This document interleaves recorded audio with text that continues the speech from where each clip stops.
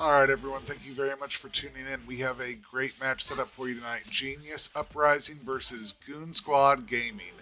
The game is going to get underway shortly. Thank you very much for tuning in. If you have not done so, please hit the follow button for more of this kind of content. I host high-level scrimmages almost every night of the week and do shoutcasting along with it, so if you want to see more, hit follow. Otherwise, the game will begin shortly. Thank you for tuning in, and we'll get started here in a little bit.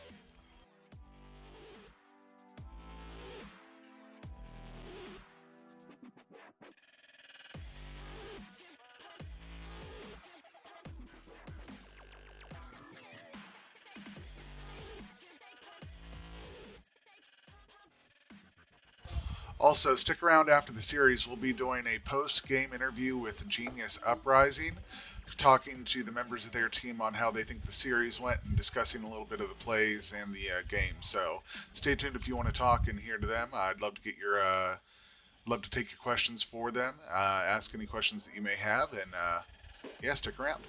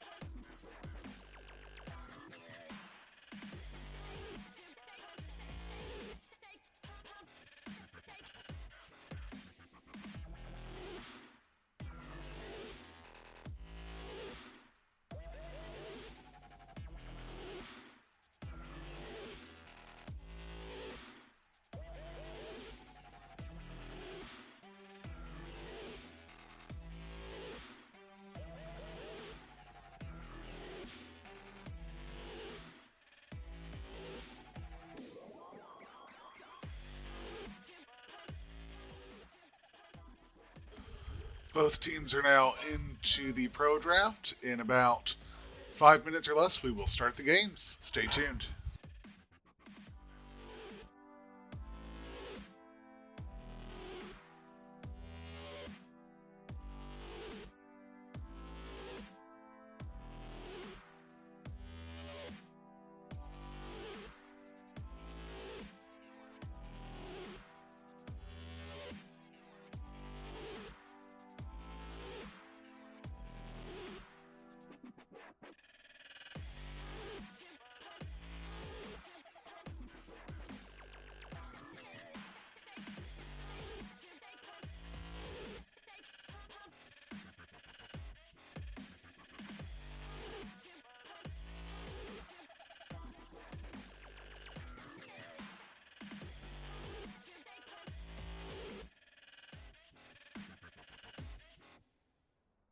Thank you for the follow, Killer Puma.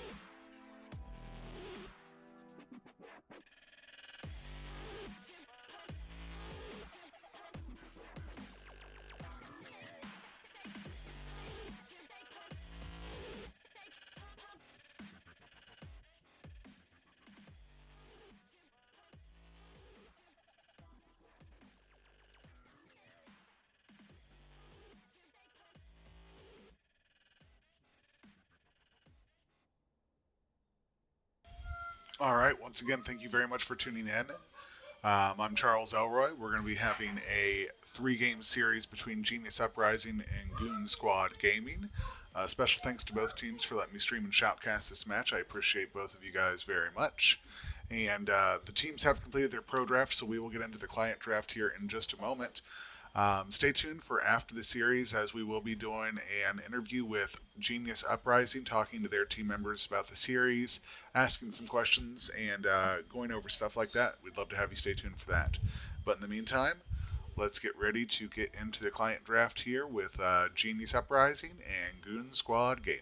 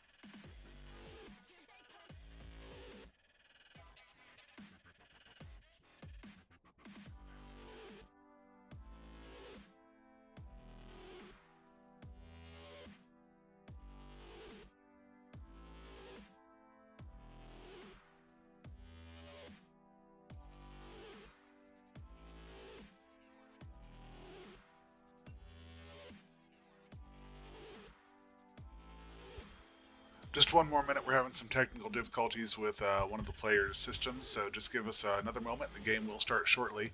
If you haven't done it yet, hit the follow button. I'd love to have your support, and stay tuned after the series for an interview with Genius Uprising. Thank you, and just one more moment.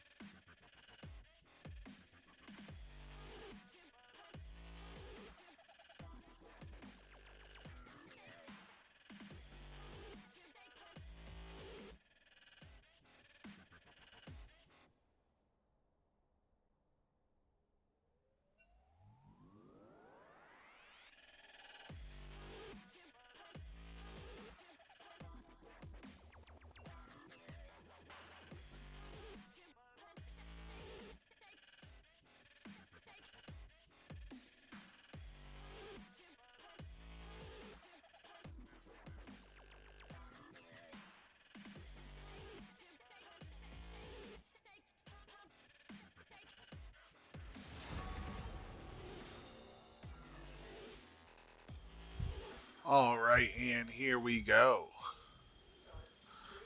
The first bans are going to come through for these teams.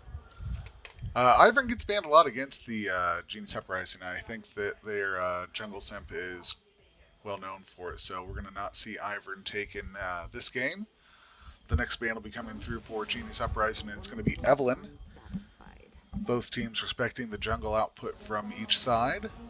Orianna is going to get banned from the side of Goon Squad. We've got a Caitlyn ban coming out. Jace ban coming through. And lastly, we have a Yone ban coming out.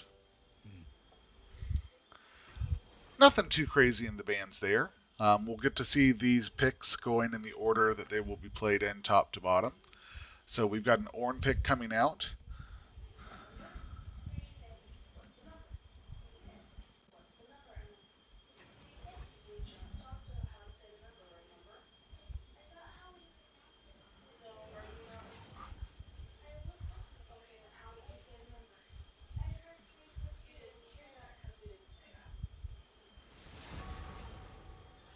And things going to get restarted there real quickly.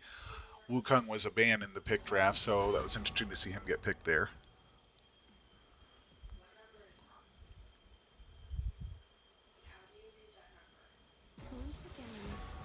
Now, I have to admit, one thing that I really do like seeing is, as we talk about the pick ban as we go on through this, was there's a lot of global ults in these teams that I love to see happen. There's also a lot of mobility in the teams, which I think is great, especially on the side of the ADCs, which you don't get to see that often. So as we get these pick bans going underway, we'll talk a little bit about what we're seeing here. So we've got the Ornn pick coming through. Veigo coming out. We will see the Shen pick coming through. Kayn. Viktor.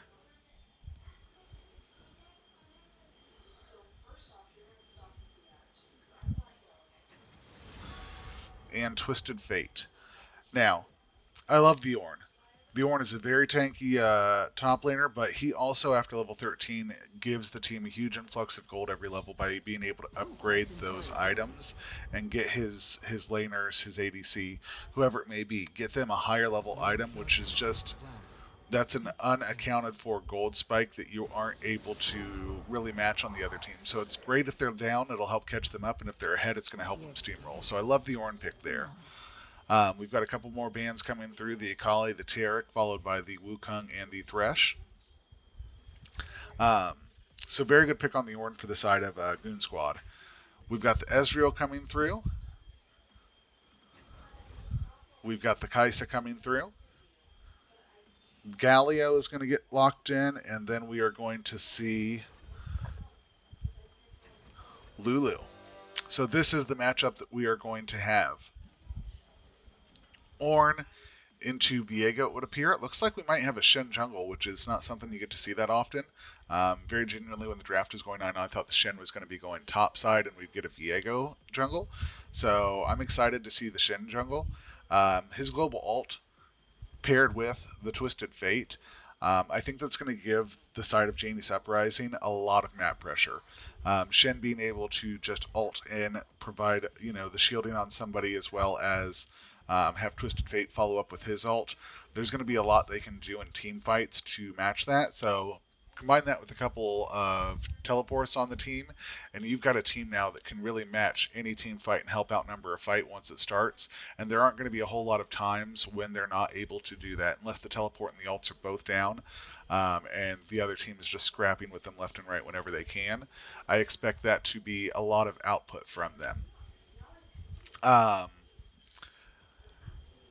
The Twisted Fate into the Viktor, I'm excited to see that match. I think that the Viktor has a lot of poke potential, but again, so does the Twisted Fate. Both are ranged, both have some CC in their kit, both have solid damage output. I think the early game's probably going to go to Twisted Fate, but I think as Viktor starts to scale up, he could be dropping some bombs on people. So I want to see how that mid lane matchup goes. Kayn into Shen. I don't think that the Shen is really going to have too much trouble. I think he might be a little behind in his clear to start with, but after that he's going to get tanky and he's not going to have too much of a worry if he runs into anybody. Again, his ganks are going to be incredible level 6 to just come in and teleport or ult in on somebody. So I'm excited to see how that top half of the map goes. On the bottom half, though, we've got Ezreal and Kaisa. Both of them are relatively mobile ADCs. A high level of damage output. The Divine Sunder on Ezreal is a strong pick right now. Kaisa going the Dirk, Pickaxe, and Hiding Quiver is also really strong because that gives her all of the AD she needs to upgrade her Q.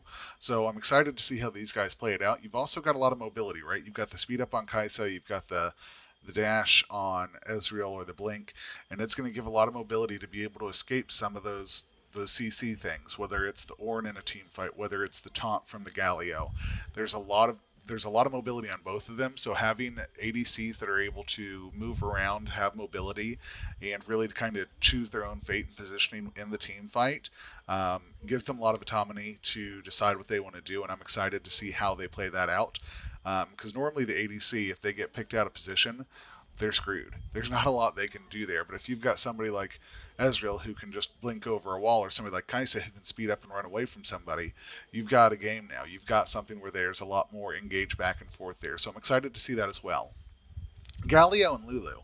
Galio I've been seeing picked a little bit more often. I've been seeing him picked a little bit more in the mid lane, but I don't think that he can be understated as a support. He has the poke, he has the taunt, he has the tankiness, he has the ult potential to change a fight. And again, talking about global ults like Shen and Twisted Fate, you've now got a Galio that can drop in, can knock up a team fight, and really start to change the way that fight's going. So I'm excited to see how both teams play this. The Lulu, though, her ult is incredible. She can buff somebody up, give them a knockup, give them a little bit of extra health. She can also increase the attack speed that people have on them, etc., etc. So I'm excited to see how this game goes. I think there's a lot of potential. I'm excited to see the fights break out. And yeah, we're going to get into it now. We'll see what summoner spells they took, and we'll see what runes they took, just to give us a little glimpse of how the game might go and how the players plan on playing these champs. Let me know who you think won in draft, though. I'd love to get your thoughts. The blue side is Goon Squad. The red side is Genius Uprising.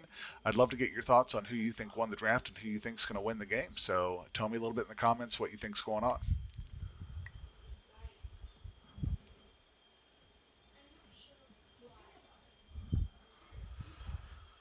All right, we've got Teleport on all the solo laners except Viktor, who went with Cleanse. Wise choice. We've got Ignite on the Galio, and we've got Exhaust on the Lulu. Everything else looks pretty standard across the map, so as these teams load up onto the Rift right now, we will get started and see what their perches are looking like.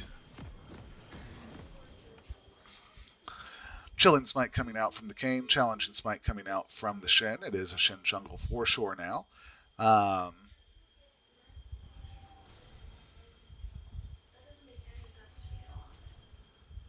Twisted Fate may be having a little connectivity issues as he has yet to purchase. Poor guy's just standing there in base. But it looks like everybody else is going to do a relatively standard 5-point out across the map, make sure nothing crazy happens. And again, I want to stress this is going to be a team fight heavy comp. Both of these teams have global ults on them. They have teams that want to engage, that want to help with the team fight. So I'm excited to see how this goes. There's some vision. They're going for a deep invade here just to drop a little bit of deeper vision there.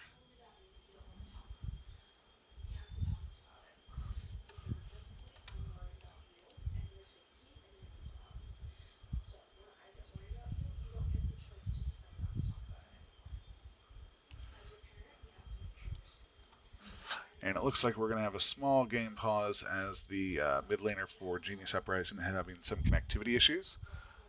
Bear with us. There we go. Everything looks to be fixed now. Minions have spawned. All right.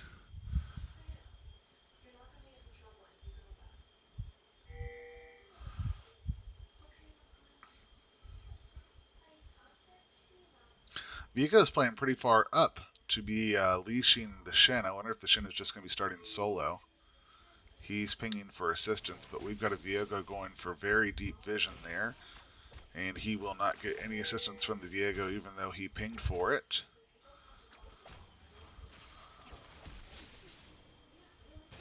So interesting start to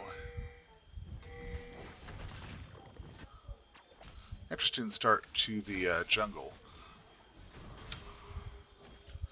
Veigo going aggressive and early on this Ornn, trying to trade out. He's got a lot of damage coming out, and he's going to keep him down to below a quarter health there. Likely going to push in this wave and keep the pressure on him, trying to deny some gold. Meanwhile, we've got trading down in the bot lane as well.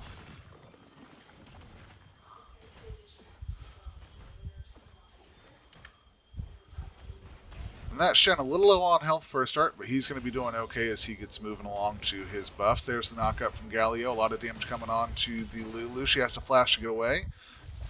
Heal comes out from the Ezreal as well. Nothing more will come of that, but that is 2 summoner spells burnt for the side of Uprising, Genius Uprising. And again, this top side is going back and forth. These two wanting to brawl it out. The Veigo wanting to be very aggressive here. Good job from the Shen in order to lock up his blue buff there, especially from the deep invade from the Kaisa and the Galio.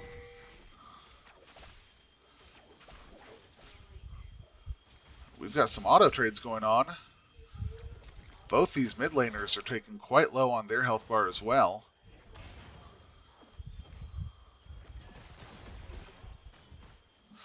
Let's take a state of the map check real quickly. We've got Veigo up just a couple CS, Kayn doing the same. Both the mid laners are relatively tied, and Ezreal is in a dominant position as far as the lane goes.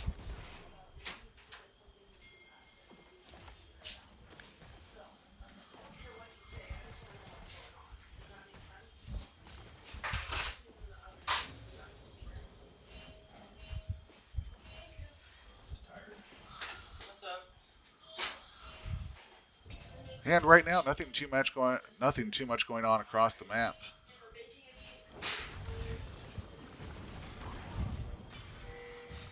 The Ornn starting to trade out and trade it back to the Veigo.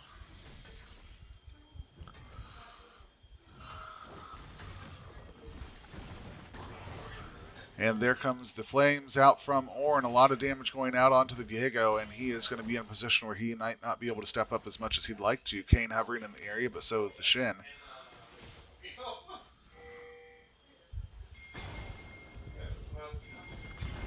There's the knockup.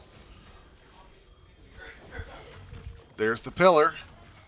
A lot of aggro coming out from the side of the blue waves of minions on the top side, and we're going to see a fight happen over Scuttle. There goes the taunt and the dash onto the Lulu. More damage coming out. We've got a fight breaking out both sides. Ornn taking a little chunk of damage there, but it will be the side of Genius Uprising that is able to secure the top side Scuttle, and that is double Scuttle for the side of Genius Uprising.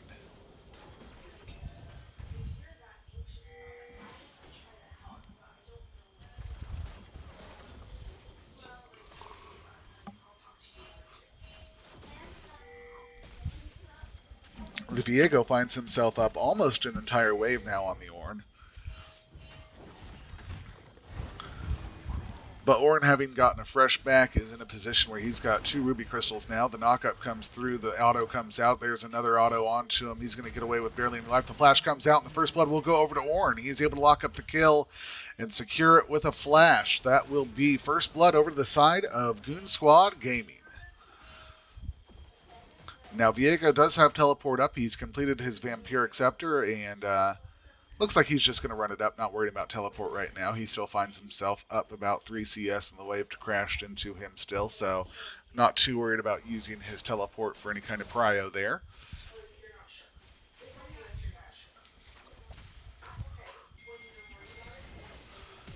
And the flash comes out of Twisted Fate to get away from the slow from the Graviton slow from Viktor. And Shen hovering in the bottom area. He looks like he may be starting up this Ocean Drake.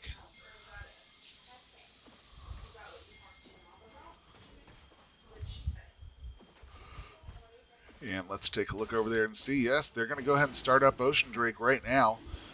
Shen is taking some damage, neither one of them having the upgraded smite, so 450 is the threshold they need to get to in order to smite that out. Kayn nowhere in the area though, and so this Drake will very likely be going over to the side of Genius Uprising, and there it is. They get the first Drake of the game. Kayn going to take the opportunity to counter jungle. Twisted Fate ult comes out so that they know where Kayn is. The flash comes out of the Viktor.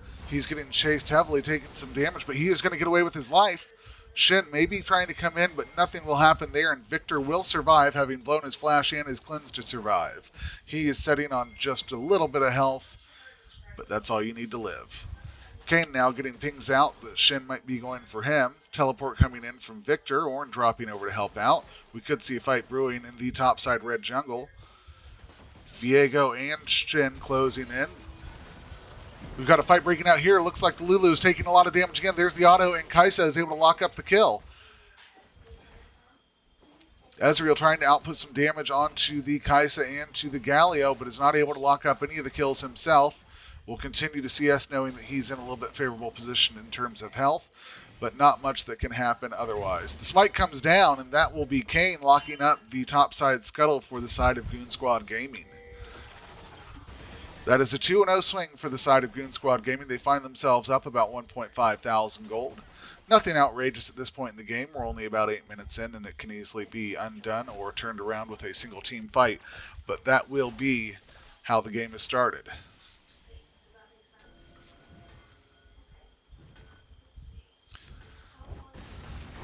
And a little bit of trading going on the top side. The Pillar and the Flames come out from Ornn, while the dash and the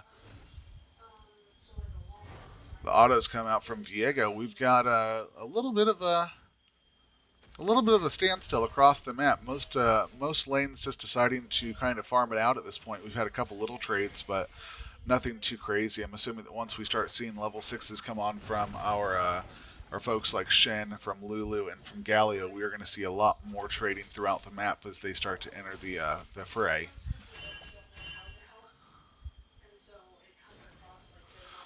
And that Twisted Fate taking some more poke, still even in CS, but going to have to back now.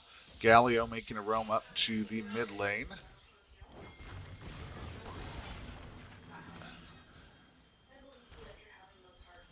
And a little trading going on top side, but again, nothing of consequence at this point. Galio going for some deep vision there. And here comes the Ornn onto the Veigo. The knockup comes through both times. He lands an auto. Another auto, and the Pillar comes out. That will be the second kill onto the Veigo.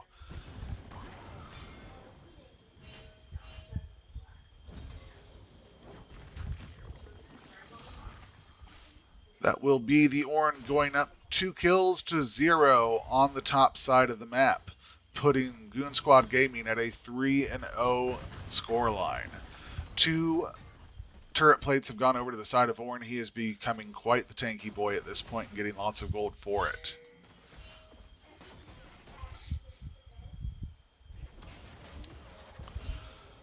And Ezreal trying to poke out as much as he can here. He does have a nice little CS lead in the bot lane. Trying to maintain it, trying to abuse his position by putting out some poke onto the Kaisa and the Galio here. They don't have any vision on Kayn. They need to respect where he could be on the map, so they're going to play back just a little bit, especially with him actually roaming up into the area. The Kayn now coming into the area, and there is the Shen to match. Kayn going in on the Lulu. The smite comes down. The flash comes out. The ult comes out from Lulu. Twisted Fate ult has been broken out now. He is joining the fight. And it is going to be Shen who locks up a kill on Galio, and Kaisa who locks down the Ezreal. We've got a 3v2 brewing here in the bot lane now. There's the Kaisa. She will fall to the Shen. The Kayn going to escape with his life, but that is a 2-for-1 trade in favor of the side of Genius Uprising. They are on the game now, down just 1,000 gold, so they can very easily get back in it. Meanwhile, the Viktor was not able to roam and match the teleport from the Twisted Fate.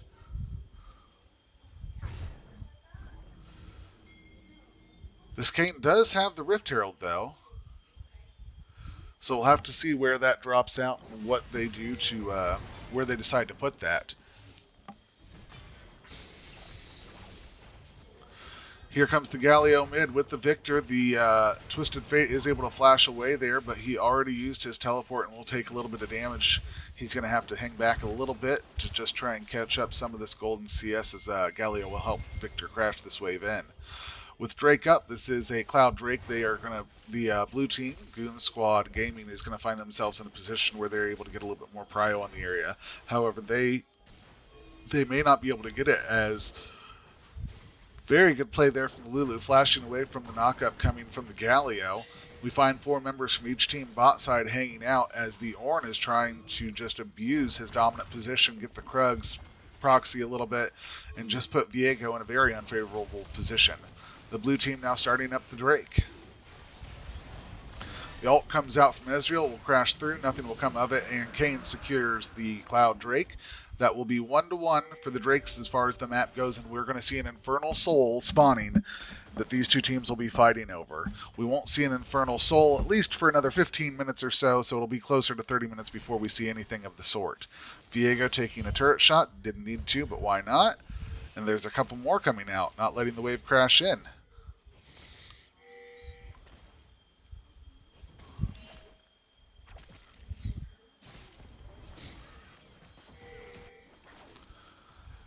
And only about a quarter of the time remaining on that Rift Herald. We're going to have to see where they choose to drop it. They're coming in on the Twisted Fate. The Zhonya's goes down. The knockup will miss. Shen is going to come over to the area, but it will be the Twisted Fate who is killed by Viktor.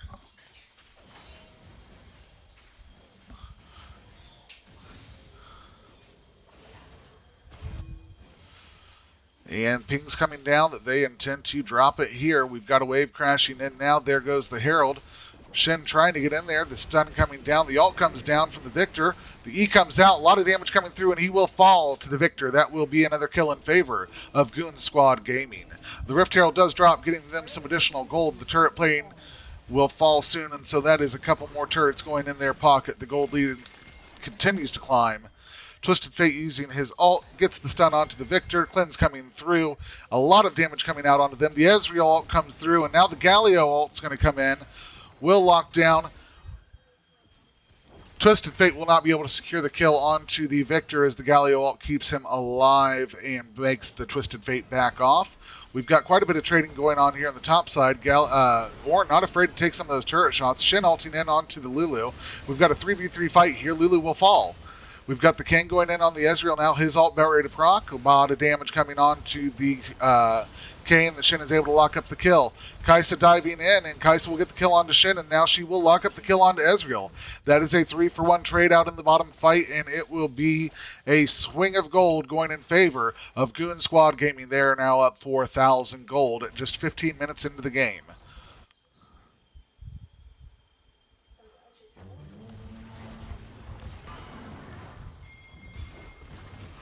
And it looks like this Veigo might have himself in a bit of a pickle. And yes, it'll be the flash coming out of Ornn and the auto to secure the kill. That will be his third of the game onto Veigo, and he will find himself 3-0 with a bounty now climbing. He is going to put pressure on this top lane, and he might find himself in a position to go ahead and get solo first turret. However, Twisted Fate is going to roam up, land the stun, try and get some autos on him. Pillar comes out. They're trading out. Twisted Fate is not in a good position now as Kayn joins the fray. The knock-up, and that will be the kill over to Kayn on Twisted Fate. 11-3 is the scoreline in favor of Goon Squad Gaming, as Viktor will get the first turret mid lane where the Rift Herald was dropped. The second Rift Herald will be joining the map in about 20 seconds. We'll see if the teams start to vie over position for that, as it will have a couple minutes here on the map.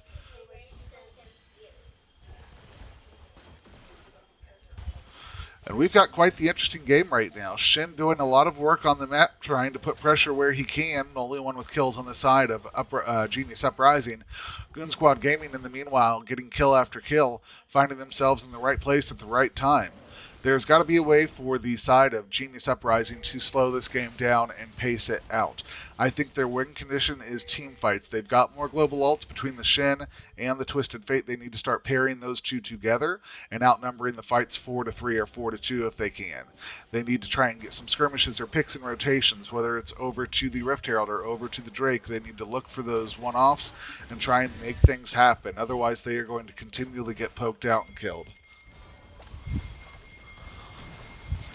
And there comes a fight down on Twisted Fate. He will come in, but he will survive. We've got a teleport now coming in from the Ornn bot side, and it will be all 5 members of the side of Goon Squad Gaming against just 4 members of the Uprising Geniuses. The knockout comes through. The ult goes down onto the Lulu, and she's taking quite a bit of damage. The Viktor ult will come through, and Viktor will secure the kill onto the Lulu.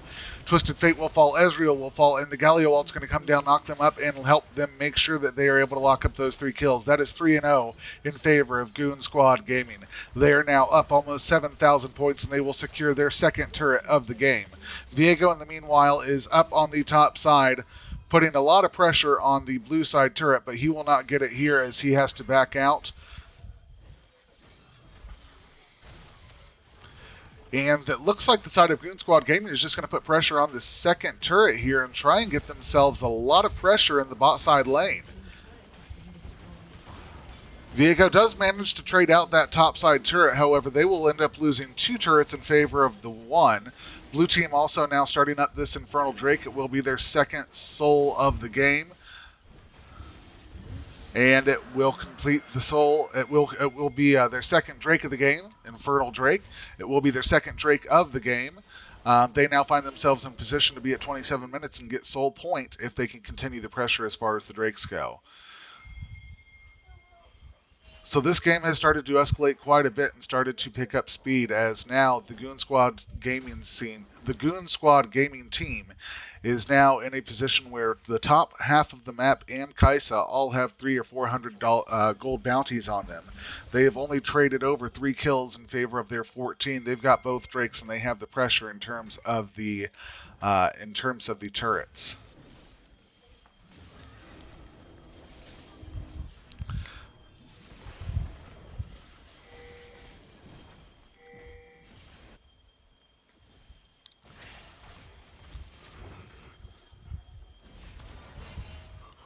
And now we have Shen getting caught out by Galio and Ornn. Lulu and Ezreal, as well as Kaisa, all joining the fight.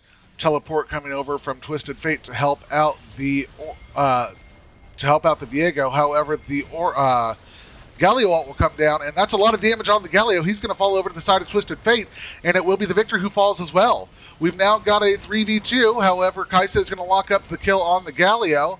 We've got Shen locking up the Kaisa, and it's now a 3v1. The Ornn is going to take quite a bit of damage here. The polymorph comes through from the Lulu.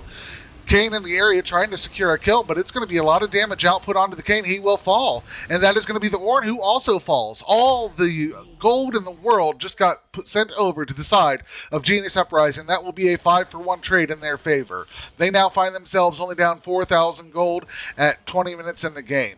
This is a big swing that they needed. They are going to put pressure on this mid turret and try and help themselves get back into it. They've got Rift Herald dropping, and they are going to press forward. The charge is on. Twisted Fate, Shen backing. Ezreal, Lulu getting that first turret gold there, or not that first turret, but knocking down the mid-turret, tier 1 turret for the side of Genius Uprising. Galio matching to stop it from getting its second charge off, but it looks like it'll still get the charge off. That's unfortunate for the side of Goon Squad Gaming, as they now have a mid-tier 2 turret with hardly any health that they had full health just a second ago. Blue team in the side of the Baron, they might be starting at Baron, and yes they are. It just spawned on the map, and they said, hey, we're going to take it. Ping is coming out from the side of Genius Uprising, very much aware, and the ult will come through from Twisted Fate to show that they are starting it up. It's only at about half health. They are not nearly melting this thing quickly enough. Barely down to a quarter. All members of the side of Uprising Genius coming over. The ult comes through. Shen is able to smite the Baron, and he will get a red team steal. Genius Uprising is able to steal the Baron. He will fall, but now the Baron buff is on the red team. The engage is coming through from the blue team to try and take out as many of those members. The knockout comes on Veigo and Lulu. However, they're getting split up, and the Ezreal and the Shen are able to run away as well as the Lulu and the Veigo. The turn coming around. There's a fight going on under the tier 2 red turret. Lots of turret shots coming out, and it will be Ornn and Galio getting traded over. It looks like the Kayn took a couple turret shots. He's going to be chased away. Kaisa gets ran off. And now two members of the red team are chasing down mid to try and get the Viktor. They have the red buff. They are in a less than a 3,000 gold difference, and they are back in the game. Within a matter of just 5 minutes, they have been able to trade over 7 kills for their side. They've been able to get the Baron buff and win team fights and put pressure on the map. This is exactly what Uprising Genius needed to do, and they are doing it. They are executing on their win plan, and this is an exciting match. Now we've got Shen being bold, fighting over against his buff, saying, hey, you're not going to take my blue buff. Ezreal's going to come over. The Veigo teleport comes out. He's going to try and chase down the Kayn. And this is a match made in heaven. I love seeing a game fight back and forth like this. If you're watching, let me know if you expected it to turn around or if you thought the Goon squad was just going to roll them over. And because I'll tell you right now, Genius Uprising is not having any of it. They are matching right back, and I love to see it.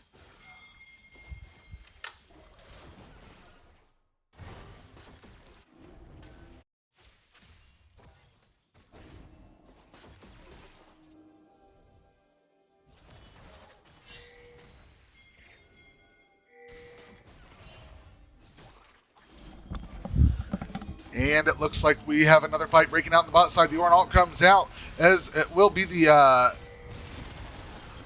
we've got a lot of damage coming through, and the Ezreal will get killed, even though the Lulu ult came out. They find themselves outnumbered now. And it is going to be the Twisted... the Veigo, who's taking a lot of damage. The Kaisa follows over. She's able to secure up the kill onto the Veigo.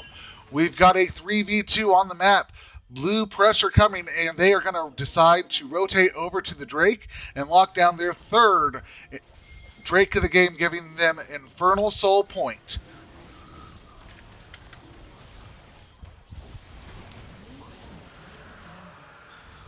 All right, and that will be another 5 minutes before we potentially see a Dragon, an Infernal Soul on the map going over to the side of Goon Squad Gaming. They are only up about 3,000, if that. There has been quite the trade going back and forth in favor of the Genius Uprising side. However, they just lost a little bit of a fight. They don't have Baron anymore, or they don't have a lot that they can do Baron with at this point. With Ornn pressing up in the bot, no real pressure across the map. They are going to find themselves having to do another... Ooh, there comes the stun onto Ornn. He's outnumbered 3-1. Veigo, Lulu, Twisted Fate, all coming down on him. The polymorph comes out. The stun comes down again. He's trying to put out damage, but there's not much he can do. He's trying to run around, keep him out there, but the Ezreal ult will come through, and it will be Veigo who is able to lock up the kill on the Ornn. It is now 4v5 on the map in favor of Genius Uprising. Blue team is setting here, putting on some pressure. We'll see if they're able to knock down this mid-2 turret, and it falls. Ezreal putting out some damage, but not much will come of it. Teleport coming in, the ult coming in from the Twisted Fate, and he gets blown up by the 3 members of the Goon squad who are in the area. That is Kaisa, Galio, and Viktor. We've now got Kayn joining the fight. The knockup comes up, and that will be an Ezreal that falls. That will be a Lulu that falls. It is now a 3-1 trade in favor of the Goon Squad Gaming team. Shen and Veigo are going to have to try and fight off these 4 members that are pressing hard on top side tier 2 turret. It will fall. They are going to continue to press in on the base turret now. Topside base turret under attack. Small wave here, but they can still get a lot of damage done. Veigo and Shen looking for the engage. There comes the knockup. A lot of damage coming down. The Veigo is able to secure the kill onto the Viktor.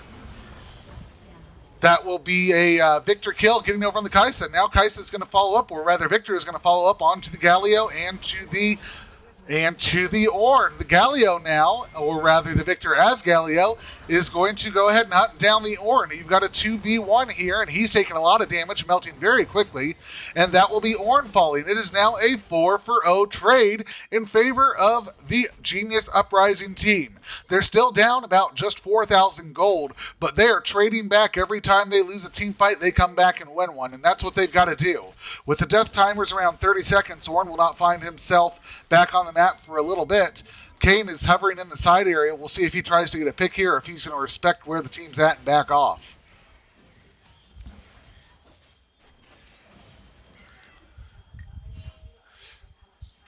And if you haven't done it yet, please hit the follow button. We'd love to have your support. We host these games almost every night. We have scrims for high-level Plat, Diamond, even Master, Grandmaster, and Challenger games. So hit the follow. We'd love to have you here. And if you're watching in the comments, let me know what you think of the game so far. Is it what you expected? Are you happy with the results? I'd love to hear some of your comments on the game. Baron joining the map here in about 20 seconds. The blue team has Prio on the pit, and they are going to go ahead and clear out Vision. The red team going to have to run over there. We'll see if Shen is able to lock up Baron and steal it away again, or if blue team will get it here. Down about 8 kills. Genius Uprising needs to win a solid team fight. Blue team trying to get a pick here. They know they're on Vision. They're trying to respect that they could be in the pixel. Veigo is going to go ahead and drop it out, but the Twisted Fate ult comes through, and they will all pop up on Vision. They will get pressed out of the area. The Ezreal ult comes out. And there goes the engage from the Galio. A lot of damage coming through onto the Veigo. The Lulu ult comes out. Kaisa gets the kill onto the Veigo. The Lulu falls. The Ezreal falls. It will be next the mid-Twisted Fate falling to the side of Kayn. And this is going to be the Shen trying to get away. He's a tanky boy, but is he able to survive all of this damage? No, it does not look like he will be. That will be a triple kill for the side of Kayn. A whole entire ace for the side of Goon Squad Gaming. And it looks like they are going to forgo the Baron and put the pressure on the base. They are now pushing at mid-turret. They're going to try and knock it down. With the death timers, you've got Lulu up in 8 seconds, Ezreal joining her in just about 10, the Twisted Fate 15, and the Veigo about 10. So we've got a lot of members popping up. I don't know if they're going to be able to win it here, but they're at least going to get inhib, get those super minions pushing, and they're going to rotate over to Drake, lock up Soul, and then probably rotate over to Baron. What a play. They were even shown out on Vision by the Twisted Fate, but they got the engage from the Galio. They were able to get the engage from the Ornn, and they were able to lock up that Veigo, blow them up, give themselves a turn in the tides, and they were able to win that fight. Good job from Goon Squad Gaming.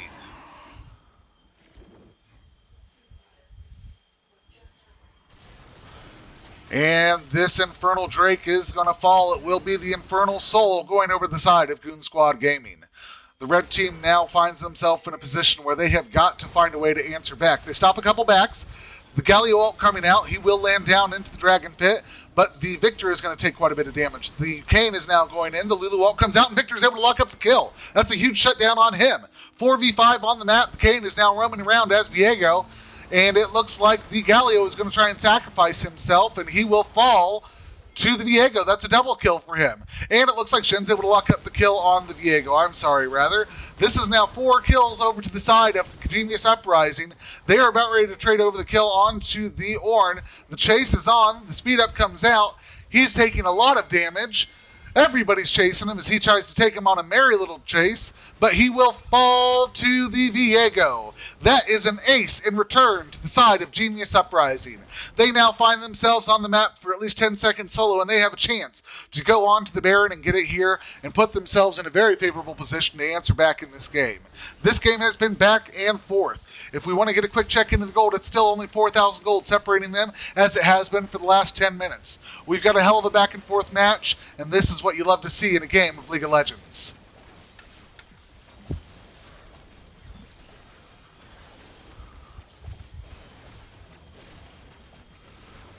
And the Baron will go over to the side of Genius Uprising. That will be their second Baron of the game. Unfortunately, the Twisted Fate going to take a lot of damage from the Kayn. He's going to try and get out of there. He's able to lock up the kill, but he finds himself 2v1. Lulu put in some buffs onto the Kayn, onto the Veigo. The Kayn now engaging back in. He's going to lock up the kill, and he will get the kill onto the Viktor.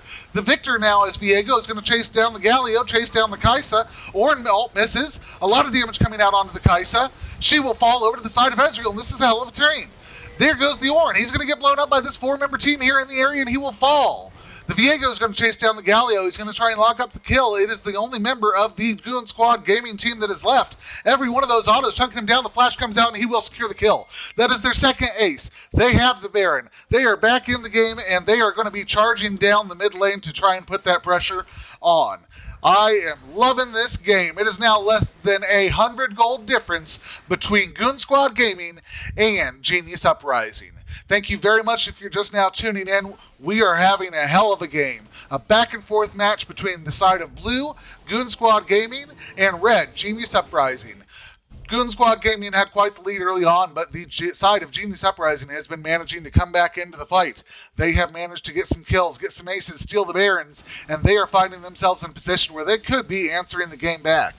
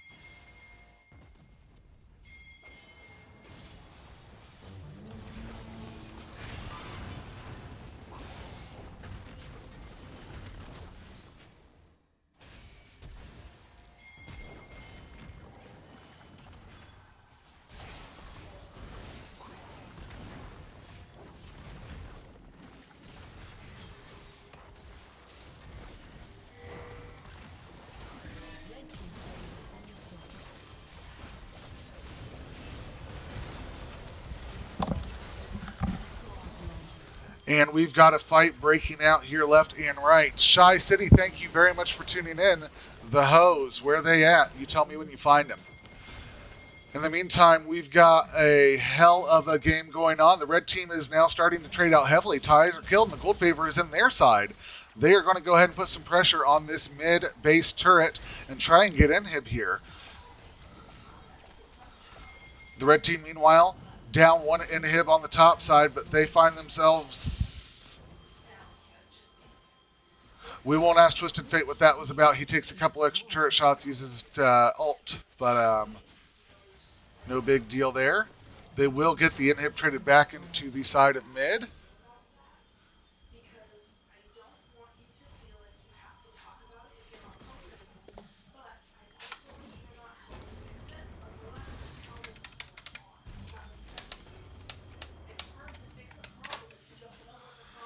And we've got the red side resetting, blue side resetting as well. Let's get a quick check-in for the state of the map.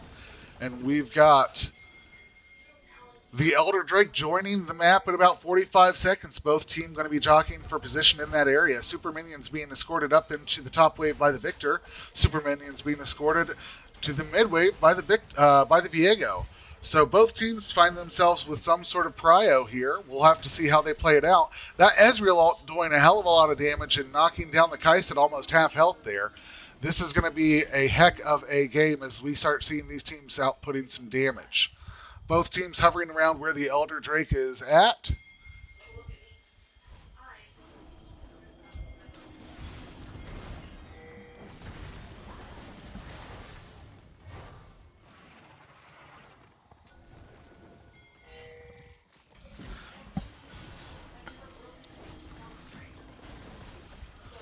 And the Elder Drake is up. It is being started by the side of Genius Uprising. A lot of damage coming out onto the side, we've got a heck of a fight breaking out here on the top side of the river now. Kaisa's able to blow up the Twisted Fate.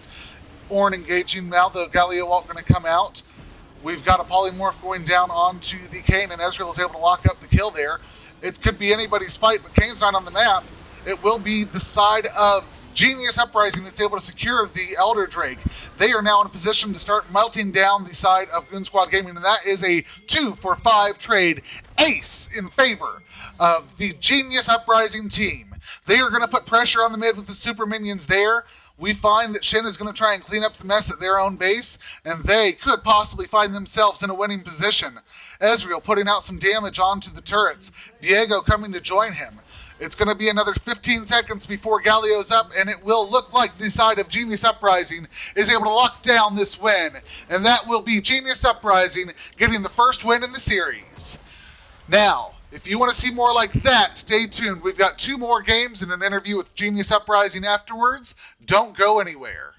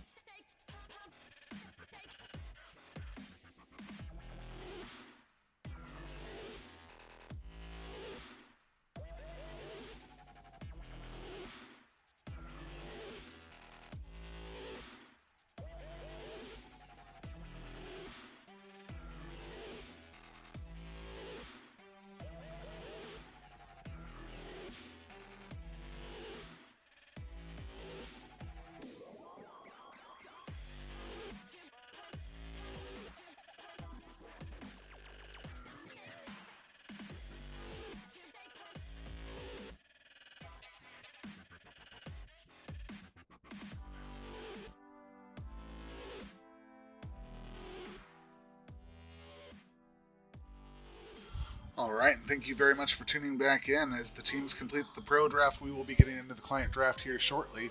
If you haven't done it yet, go ahead and hit the follow button for more content like this. We do high-level scrims almost every night of the week.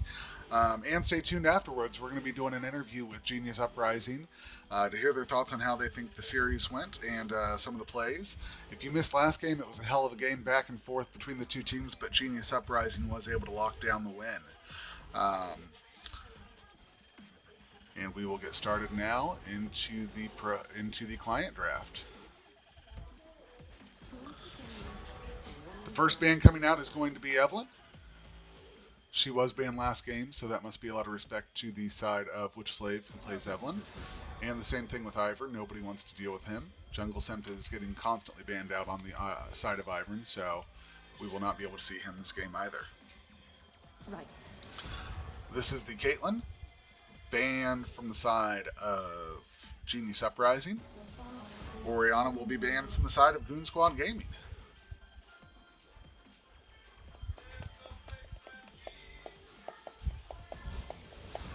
And that will be a Yone ban coming through for the side of Genius Uprising.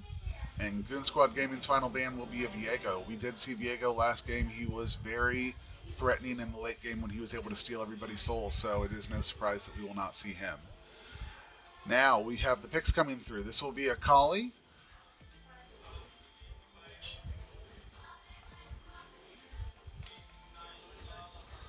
And Illoai. Now Illoai has not been picked a whole lot in any of the games that I've scrimmed over the last couple weeks, so I'm very excited to see how the Illoai play goes out. And we've got a Kayn into a Nocturne. There was a lot of prio on the Nocturne. It was picked very early in the draft, so I'm excited to see him come out. We've got a Kayle going into the side of, I believe this is going to be a Sylas pick, yes.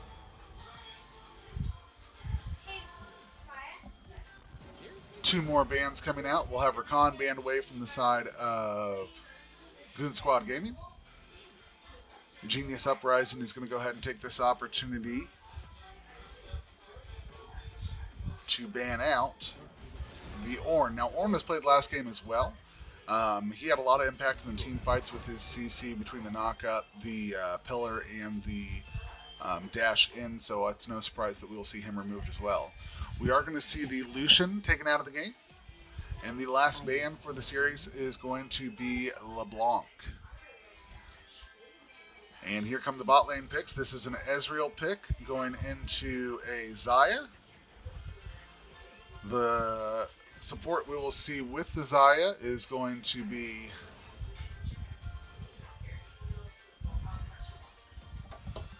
that was supposed to be a Lulu.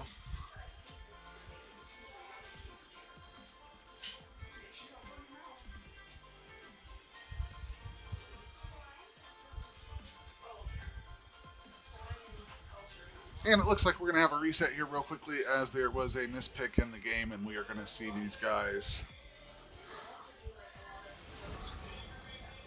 redo the game real quickly. Last game, in case you missed it, the side of Genius Uprising had a Shen jungle who was able to steal a Baron and lock down an Elder in 2 clutch fights. That was very interesting and very fun to watch.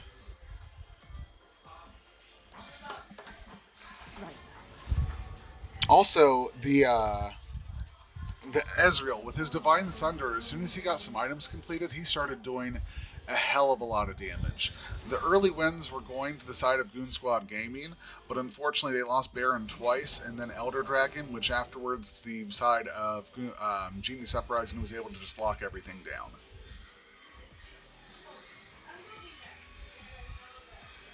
And here we have the picks all coming in again.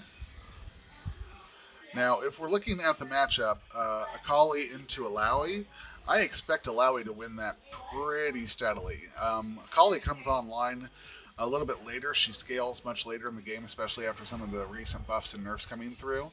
And Illoai just becomes a very tanky girl. Compare that with her ult in the middle of a team fight, which I'm super excited to see in a high-level game.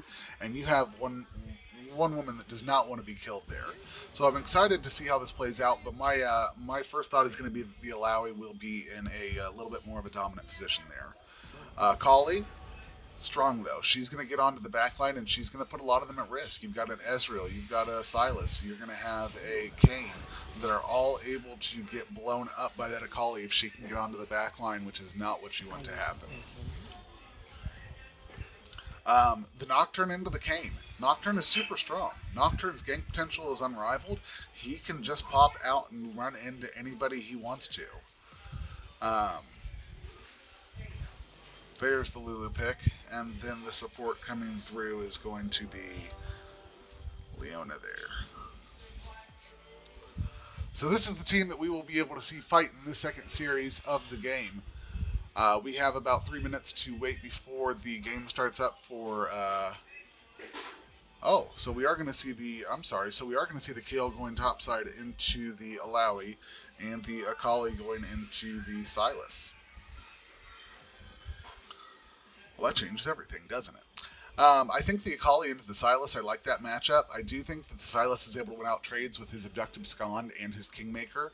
He's just able to heal so much off that, lock down the other champion, that even if Akali is able to outpoke him, he can still trade out and have a lot more sustain through the fights. That I don't know that Akali's really going to be able to burst him down. Also, being able to steal the ult, have it pair well with the AP scaling, he's going to be able to put a lot of damage out in those fights as well. So I look forward to seeing how that plays out, but I do feel like the Sylas is in a dominant position there.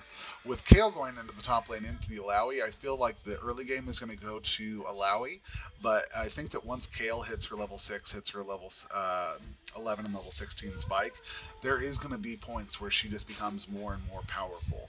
So I look forward to seeing how that plays out. Kayle is going to be in a position where she is the late game insurance policy. She is a hyper carry. Combine that with the Lulu, and you've got yourself a huge threat in team fights late game where her empowered autos can wipe through a team. So I'm excited to see how that goes. Plus her ult is always going to be great. She can pop that into a Nocturne. Nocturne can go ult into somebody. Same thing with the Akali. You combine that with a Lulu ult, and you've got a lot of team fight potential there, and a lot of all-in potential there. If we're looking at the bottom half of the map, we've got a Xayah Lulu with an Ezreal Leona. The Xayah Lulu is a great combination. Lulu pairs really well with attack speed based champions, especially with the Xayah where she's able to get those feathers out and start proccing her E off of that. That's going to be a fun time to see because I think that she will be able to burst a lot of things down. Lulu pairs really well with the team though. You've got a Kayle, you've got a Nocturne, you've got a Xayah. All of them are relatively attack speed based. So I want to see what this Lulu can do to be influential in the team fights and help get these solo laners up to speed, not solo laners, but help get these champions up to speed and outputting that damage. With Lulu, Kayle, Nocturne, Xayah, you've got a real threat. Combine that with the Kayle ult, the Lulu ult, the Nocturne ult, the Akali ult, you've got an all-in potential, and you've got the Xayah ult that can keep her safe. You've got a real team fight-centric position here on the side of Uprising Genius. If we look over on the other side of the Goon Squad, we've got Goon Squad Gaming, we've got Ezreal and Leona. Now, Ezreal is a tanky girl, a good frontliner. Combine that with an Illoai, and you've got two tanks that the other team doesn't have, so they can do a lot more front-to-back standard fighting that the other team's going to find themselves coming up short in. They don't have somebody to absorb that damage. They don't have somebody to trade out with and try and sustain through the fight. They're all relatively squishy, so if that King gets on anybody, he can blow them up. If that Sylas gets on anybody, there's the potential to blow them up. And again, the Illoai in a team fight, if she pops her ultimate, you find her being able to fight off at least 2 to 3 people without having to worry about losing there, depending on the damage output and who it is. The Leona offers a lot of CC. She can Q people, she can E people, she can R people, and they won't move through any of it. So there's a lot of potential to have somebody just locked down. Combine that with the Sylas Abductive Scond, combine that with the combine that with the mobility of the Ezreal and the Kayn, and you've got a lot of potential to catch somebody out and blow them up. So in my mind, what I see here is I see the side of Genius Uprising having a lot more of a team fight focused setup, and I see the side of Goon Squad having a lot more of a skirmish fighting. So I'm excited to see how this game plays out. It is game 2 of the series. Right now, Genius Uprising is up 1-0 in the series. So as we get in here, let's take a look at the summer spells. Akali not taking Flash. She goes Teleport and Ignite. Leona and Lulu both taking Ignite on their champions. Everything else pretty standard across the map. And let's look into it as we get on to the Rift Herald. As we get on to the Rift. Kayn going to be taking the Chilling Smite. Nocturne taking the Challenging Smite. We've got the Illoai taking Corrupting Potions. The Akali deciding what she's doing right now. And both teams are out on the Rift. The first Drake we're going to see is an Infernal Drake. It'll be popping up here at about 5 minutes, so excited to see how that comes. And there is the Illoai. Both teams going to 5-point out here. Nothing too crazy. 30 seconds until minions spawn. If you're viewing right now, let me know who you think won chat. I'd love to get your thoughts on it. Is it the blue team, the side of Genius Uprising with Kayle, Nocturne, Akali, Xayah, and Lulu? Or do you think it is the side of Goon Squad, the red team with the Illoai, the Kayn, the Sylas, the Ezreal, and Leona? Let me know what your thoughts are. I'd love to hear how you think of how the draft went and where we could be going with this game too. Pings coming out left and right. It looks like the red team's stacking up in the pixel bush. They could be going in to get a delayed vision set up here.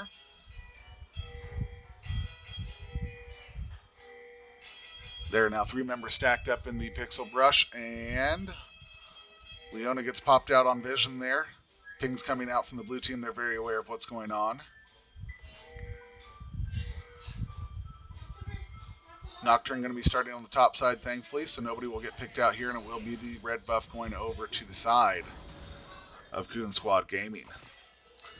The blue team has vision in the tri-bush, so they will see anything crazy trying to happen. And they're just going to show up and start CSing to try and push that level 2 advantage.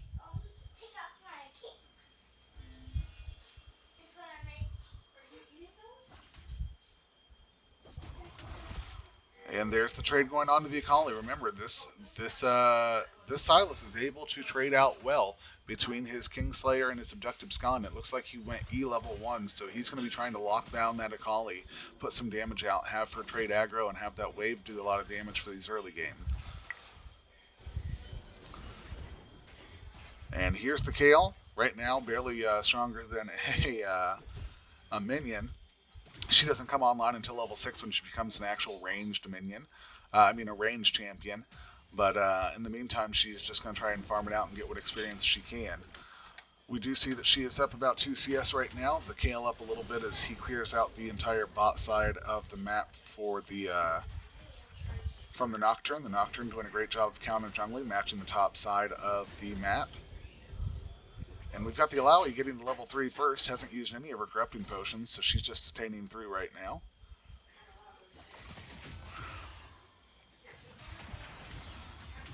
And there goes the Sylas, trying to get his all-in combo. He's got the Q, the E, and the W. He goes in with the Abductive Scon, tries to slow him down, hold him in one spot. And then trades out the Kingmaker, does a lot of damage while he's able to heal up a little bit. It's very hard to trade into that because you don't know how it's going to go. Now here's the Kayle putting out some damage. The Nocturne in the area. The Fear comes out. The flash around. Nocturne chasing through, trying to get it out. And First Blood will go over to the Kayle as they are able to lock up the kill onto the Illoai.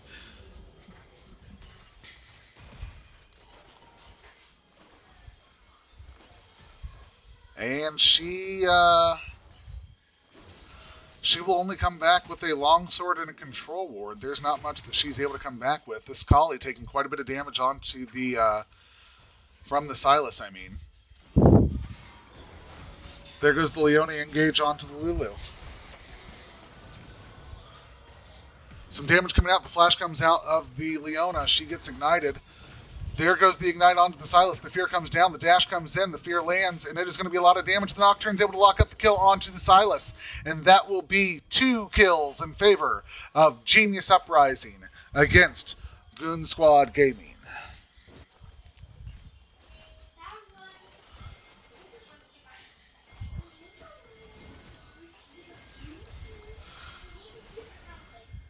And pings going left and right. Kayn getting caught out in the area. He's going to take He is going to take some damage from the turret, but it will be the Lulu who's able to lock up the kill and make sure they do not get an execute there. Good job to Lulu. That is 3 kills going over to the side of Genius Uprising.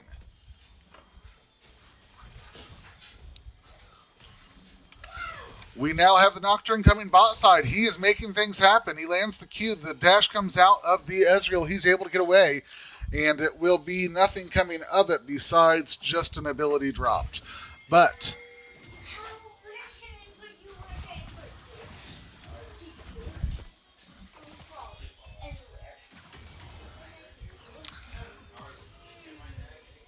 and again, the Sylas doing some heavy early trading into the Akali. There's not much that she can do. She is CSing okay, but she's down almost 14 CS. That's a little over 2 waves. And so she finds herself in a position where there's not much that she can do.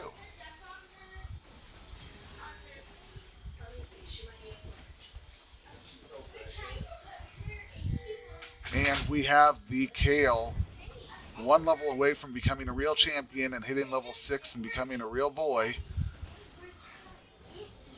Kayn is hovering in the area though. Ping's coming out. Going through the wall, but here comes the Leona. She lands the stand. She lands the E on there, but she's not able to lock up with the Q. So the Akali will get away. The Kayle surviving the dive top side. You've now got the Lulu roaming up.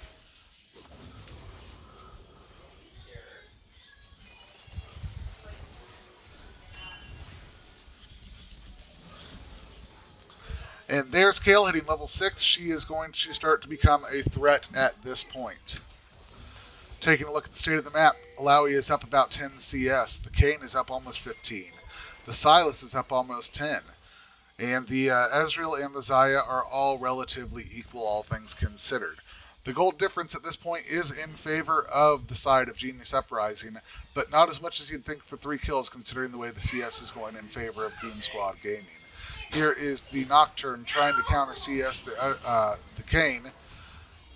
Leona taking a couple turret shots. The stun comes out. She's going to take some more damage. The teleport comes in from the Akali. She's able to put out some damage, and it will be the side of Ezreal and Leona that fall. That is 2 more kills onto the side of Genius Uprising.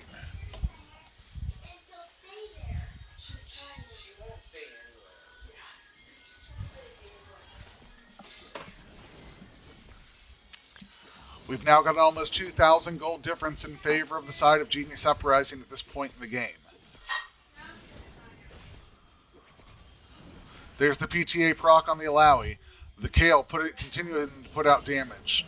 Berserker Greaves completed on her, but there goes the Nocturne. He's able to lock up the Infernal Drake, and the next Drake will be a Cloud. We will be seeing an Ocean or a Mountain Soul on this map. And as soon as the next Drake falls, we will discuss that when it happens. Meantime, we've got Kayle roaming mid to try and get in on the Akali. The Abductive Scon trying to come through. It does match up. The knock-up will miss from the Kayn. She's trying to skirt away. She uses the dash to get away backwards. And they will not be able to do anything there besides put out some damage.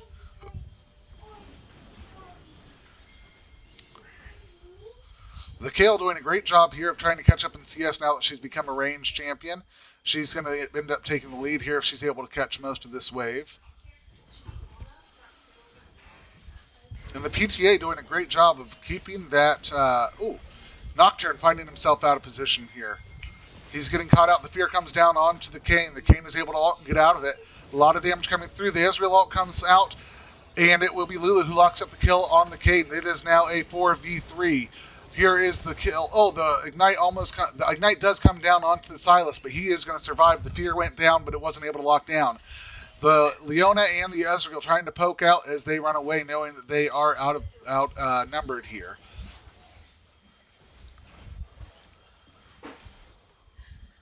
And that's a 6-0 game right now. That's all in favor of the side of Genius Uprising. They find themselves with the Drake. They find themselves with 6 kills. They find themselves with the gold lead. And they now find themselves starting to out CS, at least on the top side, even in the jungle, and a little bit up in the bot lane. So they are really playing their hearts out and playing well here. Ping's coming out to the top side, Kayn in the area, but so is Nocturne, and so is Akali. Respect being given from the Illoai. They might be trying to They are going to try to dive here. Akali taking some damage, but she has the ult from the Kayle proc. There's the ult from her, and she's able to lock up the kill onto the Illoai. Kayn will get the kill onto the Akali, and that's a 1-for-1 trade. The side of Goon Squad Gaming getting their first kill in the game.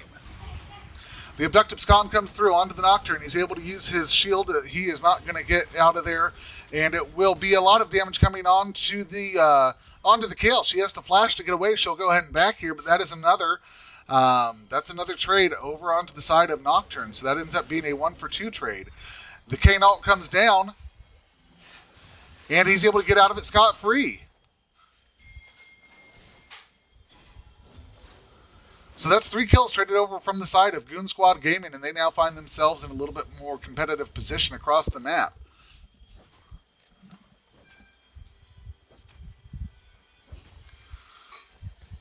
And Akali could find herself getting caught out by the Kayn here, but she will just back off and go back to lane.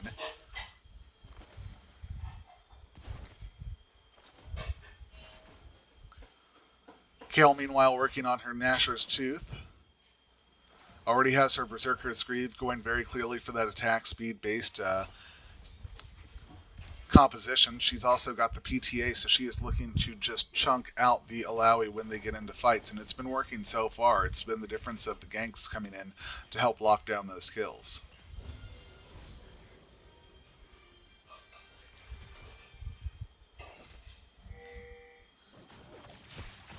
The Abductive Scod lands onto the Akali from the Sylas. A lot of damage coming out, and he is taking some aggro from the wave. The Nocturne R will come out. The Fear will land, and it will be Sylas falling to the side of Genius Uprising as Nocturne is able to lock down that kill onto the Sylas. Pings coming out left and right that they want to start up the Rift Herald. We've got pings coming out that the red team knows they want to start up the Rift Herald. And so we will see if anything comes of it as Akali is going to crash this wave in. And the only thing the Kayn can do is try and stay here and make sure it doesn't crash or lose too much XP. But she's going to continue to dash, gets the Ignite off onto the Kayn, trying to get him an execute damage. The smite comes through, teleport comes out. Sylas is about ready to join the fight. She will back off, and nothing will come of it. Good job from the Akali, keeping the Kayn distracted and at bay as Nocturne is able to lock up the Rift Herald.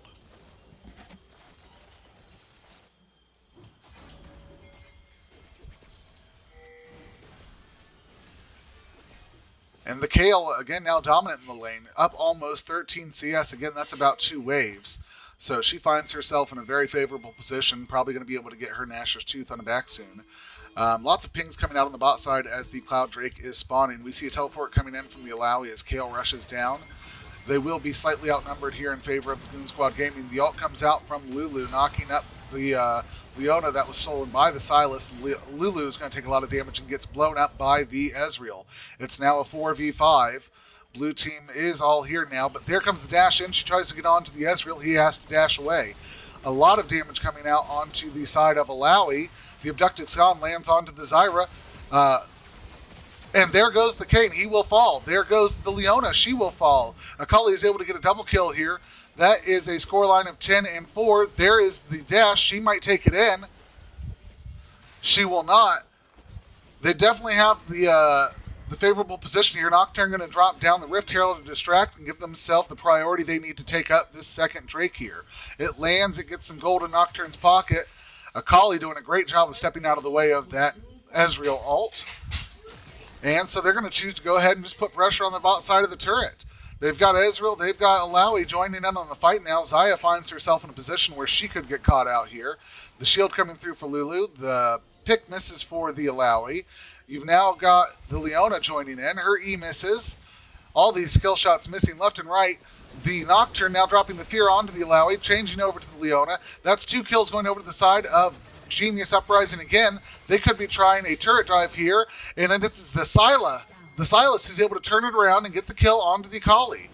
Kayn is running in fast and hard, trying to get the... he's able to get the kill onto the Xayah. The Kayle is going to fall as well. Ezreal's able to lock up that kill, and now they find themselves down a little bit. The Nocturne is the only one alive. The Lulu ult falling down on him to keep him alive, and it will be the side of Goon Squad Gaming that now finds themselves in position onto the Dragon.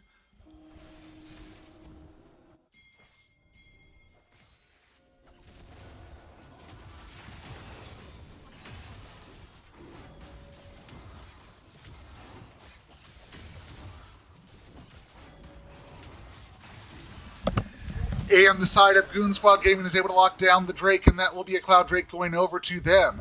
The gold now separating the two teams is 1,500 in the favor of Genius Uprising, but they did lose a lot there over that fight. They found themselves in a position where they could possibly go and take it, but they fought too long over at the side of Turret and were able to give the Drake over to the side of Goon Squad Gaming, who is now putting pressure on the bot turret with the Kayn hovering in the pit trying to clear out some vision, and we could see ourselves with another hell of a game in Game 2.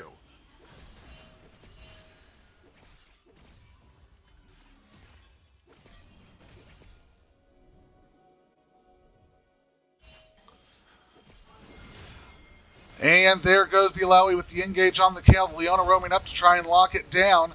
The slow coming through from the Illoai. Now we have an Akali in here. And it's a 2v2, but two of them are definitely tankier. Two of them definitely put out more damage. So we'll have to see how that top fight works out. It is going to be Xayah who's able to get the first turret on the side of Genius Uprising and knock down that red tier 1 turret. Leona, Akali getting some damage onto the Leona. Illoai matching over, but Nocturne and Kayle are in the area. And that is going to be Xayah getting the kill in favor of the Kayn. There's going to be a lot of trading back and forth here, but it's still a 2 for 3 in favor of Genius Uprising, and that could be a 2 for 4. Sylas will fall to the side of Kayle. She is now level 11, and she gets her upgraded empowered autos, so she is going to be in a position where she is able to tear through enemy teams now. She finds herself tied in CS, but she will start to take the lead here as they get into as she gets into the turret. Again, if you're watching, I'd love to know your thoughts. Leave them in the comments below so that I can see what you're thinking and see what's going on with the game. I would love some interaction here. The Kayle just putting out heavy damage onto the top side turret, tier 1. The Kayn and the Leona are in the area, but they're not going to be able to match and stop it from happening. The teleport comes down. Sylas is in the area. He's going to try and use the Abductive Scon, but I don't think he's going to land it. There's the slow from the Kayle. The Kayle gets locked up. Her ult comes through. The Everfrost drops down. The E misses. She's able to flash away. The Nocturne, the knock-up comes out from the Kayn. The ult comes down. There will be some turret shots traded over, but they are able to get the kill onto Kayle. And the Rift Herald is going to be coming up in about 30 seconds. The Akali here taking some damage, getting chased down by 5 members rather. The Ezreal will lock up the kill onto the Akali, and that's a 2 for 0 trade in favor of Goon Squad Gaming. They now find themselves down just 3,000 gold at this point, and they are putting some pressure on the mid-tier 1 turret. The slow lands from the Akali. The knockup misses by the Akali, while the Xayah ult comes out. The Ezreal ult comes out. There's the Lulu ult coming out. Everything is happening here in the mid-fight. There's a lot of damage coming down. The Kayn tries to go in and lock up a kill. He will fall to the turret shots. Illoai taking a couple extra turret shots, and she is now going to be finding herself in a very unfavorable position. The Ezreal almost gets blown up, but the Illoai is able to lock down the kill on the Xayah. That's a 1 for 1 trade here in the mid, and we've got some more damage coming down. There's the Kayle. She's got the empowered autos. She's got the PTA procced, and the Illoai will fall. The Nocturne locking down the Leona, and she will fall. The Kayle trying to chase down the Ezreal, and he will fall. That's a triple kill in favor of the Kayle. The blue team is going to run over to the Rift Herald and try and lock it up within the next minute and a half before it falls off into the void.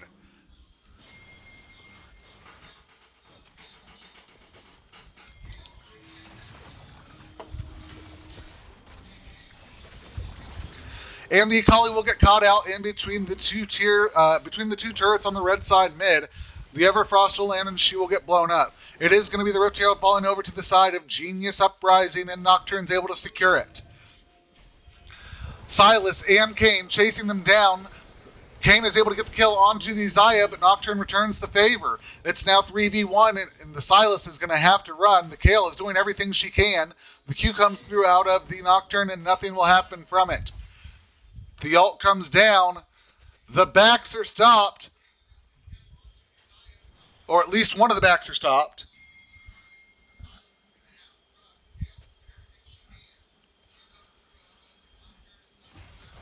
And ladies and gentlemen, the state of the map is as such: 6 kills in favor of the side of Genius Uprising, 21-15. The Drakes are tied with the Mountain Drake about ready to spawn in 10 seconds. 2 turrets in favor of the side of Genius Uprising, and about a 4,000 gold lead.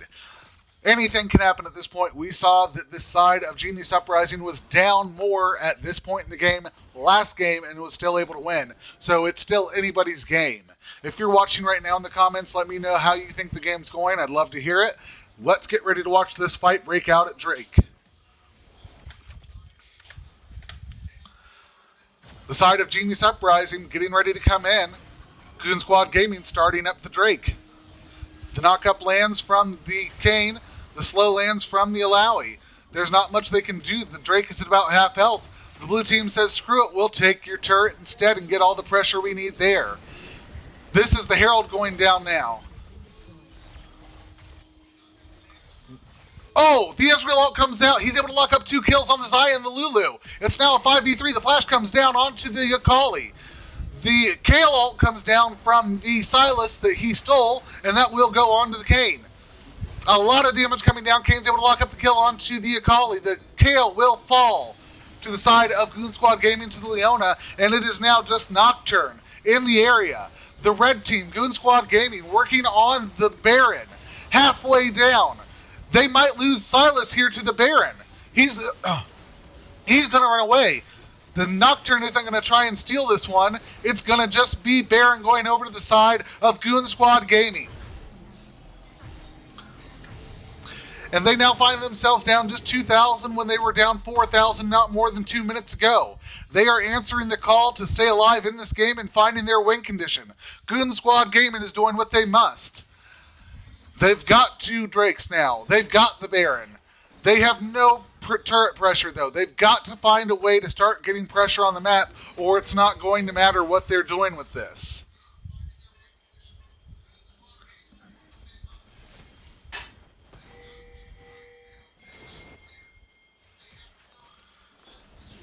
And we could find a fight breaking out mid as the empowered minions are starting to crash into this this blue wave, but you cannot underestimate a Kayle. She can clear a wave even with a Baron buff. There goes the Illoai into the Akali. The Baron buff minions are just crashing into this turret. I don't know that she's going to do much to keep it alive in the area. Looks like it will fall, and there it goes. The first turret falling down on the side of Goon Squad Gaming is that bottom tier 1 turret. We've got Kayle up in the top side of the map, putting some pressure onto the Sylas. Kayn coming down. They're able to flash out of the Leona R, and nothing will come of it. 3 members here trying to crash this wave in again. You've got Lulu and Xayah just trying to clear out this wave, though. Now you've got the Nocturne fighting over here. The Fear comes down. The Kayn ult comes out. Teleport's coming down, and we've got a fight. The Kayn is going to fall to the side of the Nocturne. No, wait. The Lulu dies. The Nocturne dies. Sylas getting both those kills. Xayah able to kill down one of their tanks with the Illoai. We've got a back and forth fight now. Sylas able to lock down the Xayah. It is just the Kayle standing solo against 4 members of the Goon Squad Gaming team. This is what she needs to do. She has to hold this mid tier 1 turret. They're going to hunt her down. The abductive scon misses. The tier 1 turret in the mid will fall. They are going to try and do everything they can to push this tier 2 turret. Here comes the Kayn. He's going to land the knockup. The Sylas is able to get the abductive scon and lock up the kill. That will be an ace in favor of the Goon Squad Gaming team, and they now find themselves at a 2,000 gold advantage.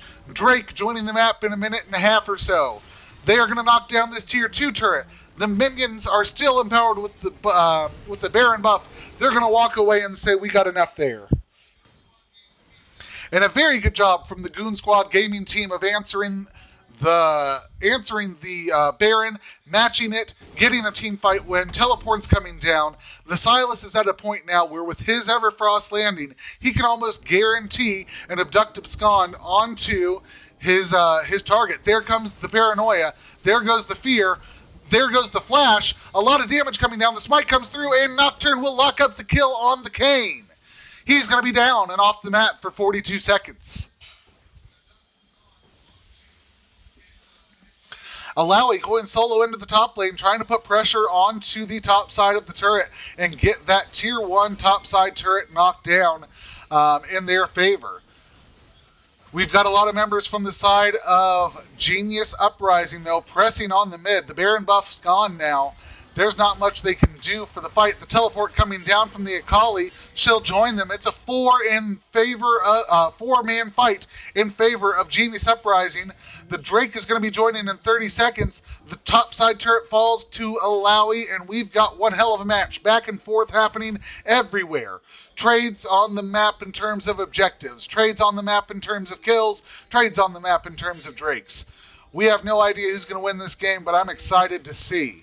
We've got the blue team about to get pinched by the side of Goon Squad Gaming. The Leona E comes through. The ult comes up, and it will be a kill going over in favor of each team. Both the Leona and the Akali are going to fall. It's now 4v4 on the map. The red side is down a tank. The blue side is down an assassin. The Drake is now spawned. If red team's able to get this could put them on sole point. The blue team needs to get the steal to slow the pace of the game down and keep it in their favor. They're trying to get vision. The Kayn coming over. He's going to stay on his side. Lots of fight coming down. The fear comes down, and Nocturne is taken out by the Ezreal. Sylas will fall over to the Xayah. And there goes the Ezreal locking down the Lulu. He follows up with his dash. Now you've got the Kayn coming down. The Xayah ult comes out to stay alive. The Kayle is taking quite a bit of damage, trying to trade out onto the Ezreal. But a couple skill shots miss, and they're going to live through now. The Kayn re-engaging. The ult comes through. The Kayn falls. This is going to be the... the Illoai is able to get the kill onto the Kaisa and to the Xayah. However, we've got the Akali in the area, and she matches the kill and gets one onto the Ezreal. Leona and Illoai going to go ahead and back here. The Sylas just barely popping up, and that was a lot of back and forth trading.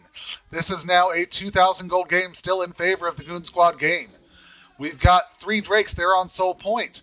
We've got 4 turrets. They've caught up that way, and they're now ahead 2 kills. This is not how the side of Genius Uprising wanted this game to go. They were in a commanding lead earlier, and they are starting to fall behind, which is exactly how the first game went. Goon Squad Gaming had the lead. They fell behind, and Genius Uprising was able to take the win away. So they've got to hope that that's not what's happening here, or they're going to find themselves with a 1-1 series coming down to Game 3 to see who wins. Baron going to be joining the map right now. Both teams starting to jockey over position. Xayah a little late to the game as she's going over for red buff, but pings are coming down across the map on the side of the Baron. There's the blue buff on Kayle. The blue buff on Sylas. The red buff on Kayn. The red buff on Xayah. We've got everything they've got on the side of the map to give them the advantage here in this fight. The Illoai gets the pick of the slow onto the Lulu. It lands. Kayle trying to put pressure. Could find herself caught out. The Kayn's in the area. He dives in. A lot of damage out coming from the Kayle, but not enough, and the Kayn is able to lock up the kill onto the Kayle.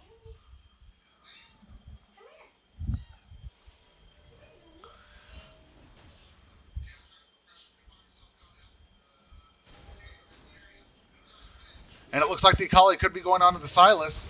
The ult comes out. He's able to take the ult from her. She tries to dash away, but he knows he's in a dominating position. The Leona R comes out, catches out the Xayah, and she gets blown up. The Objective Scon comes through on... Oh my god, the Objective Scon comes through onto the Sylas. He's almost able to get the kill, but the Ezreal ult locks down the kill on the Akali, and that will be a bot side tier 2 turret falling in favor of Goon Squad Gaming. They're now up almost 5,000 gold. The Baron's getting melted again by this red team. The blue team is trying to answer the Sylas, but there's not much they can do. There's the paranoia. There's the fear. He tries to land it. He turns it around. He will fall, and it will be Nocturne that gets the kill onto the Sylas. Baron buff going over to the side of Goon Squad Gaming. They're up 4 kills. They're tied in turrets. They've got 2 more Drakes. They have 4,000 more gold. They've got the position. They've got the buff, and they're going to be marching down to try and get these objectives in lane.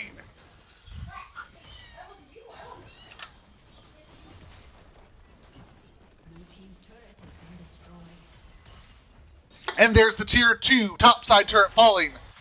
There's the ult from Ezreal, and it's doing a little bit of damage now.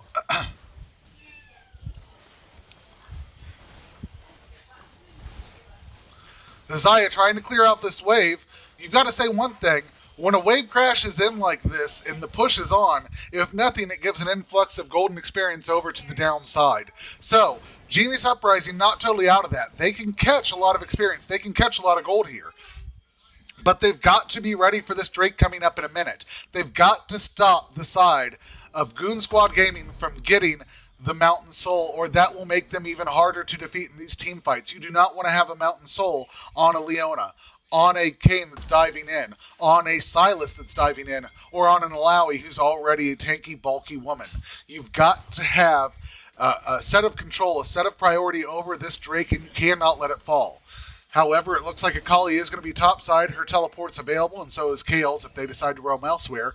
It's now 3 to 4 members of the side of Genius Uprising by the Dragon Pit. The Kayn knockup comes through, lands the slow.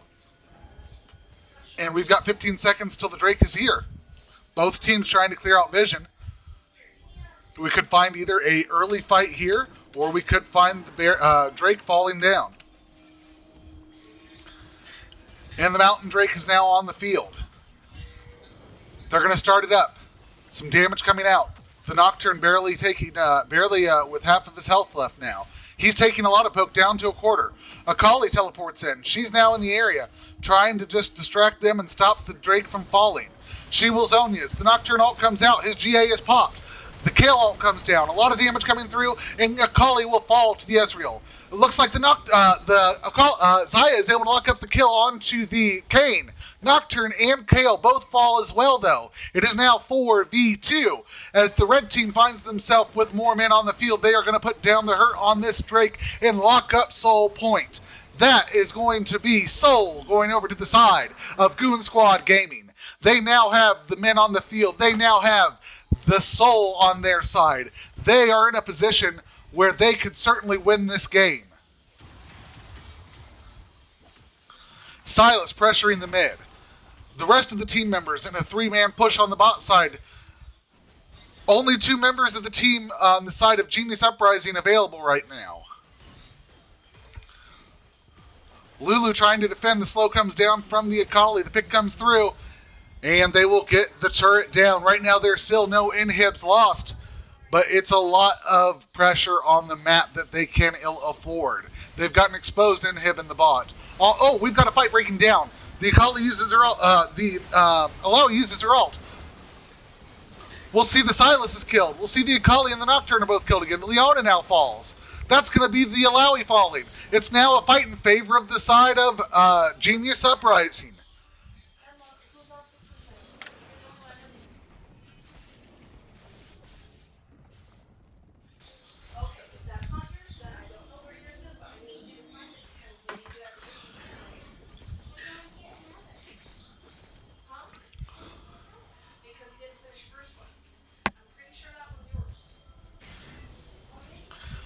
And we have a heck of a game on our hands. Let's take a look at the state of the map as Kayn clears his red buff.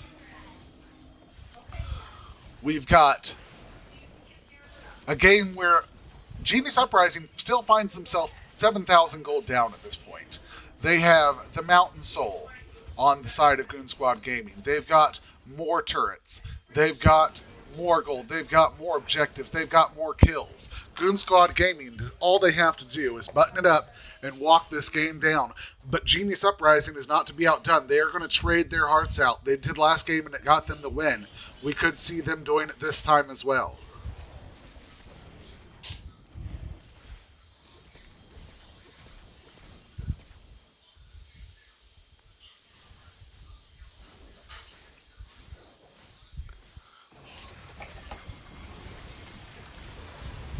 And we've got a fight breaking out on the top side jungle. Lots of ults coming out.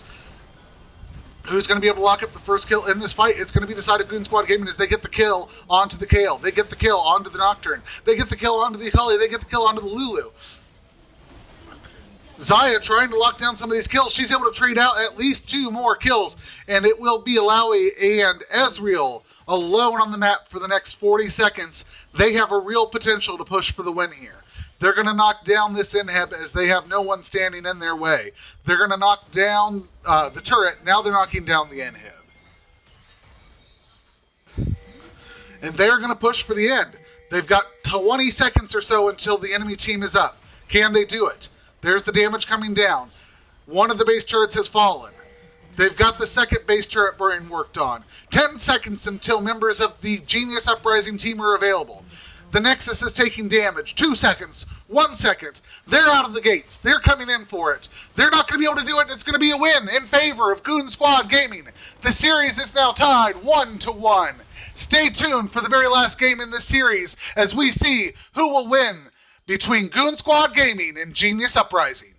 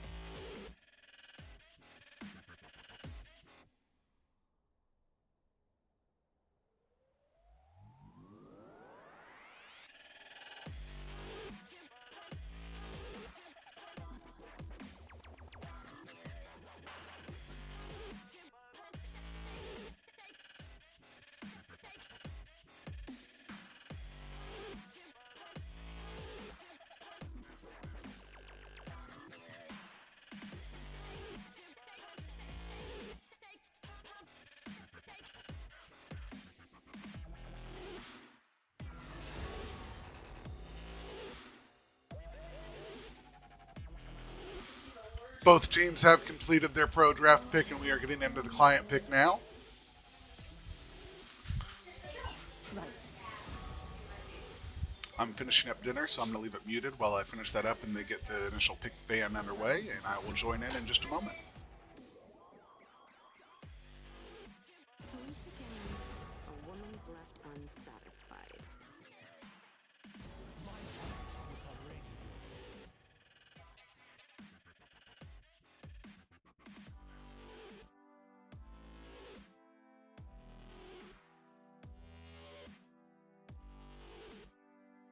The weak fear the shadows.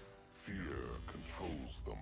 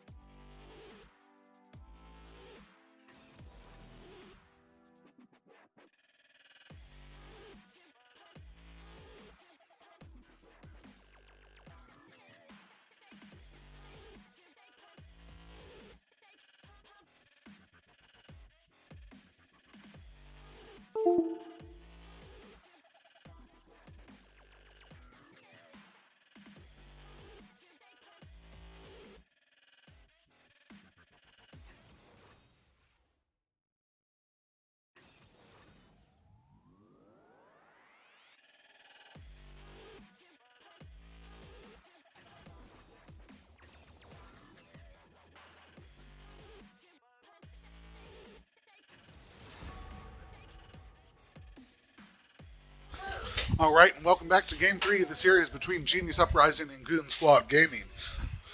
Goon Squad Gaming is on the side of blue side, Genius Uprising on the side of red.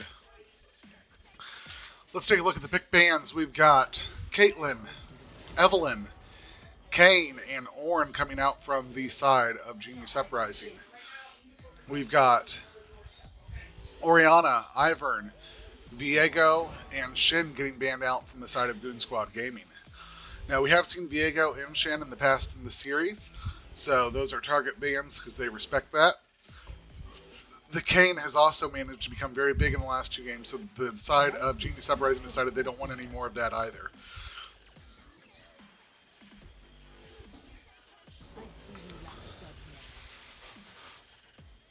And the Kayle is going to get taken out as well. So lots of respect being given over to previous champs that have been played in the series so far. 6 of the 10 bans going over to those kinds of champions.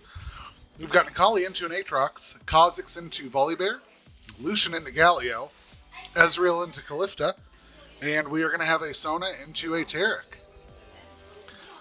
I'm excited to see how the rest of this match goes, but this is a little bit different than what we've seen before. We have seen the Ezreal picked almost every game in the series.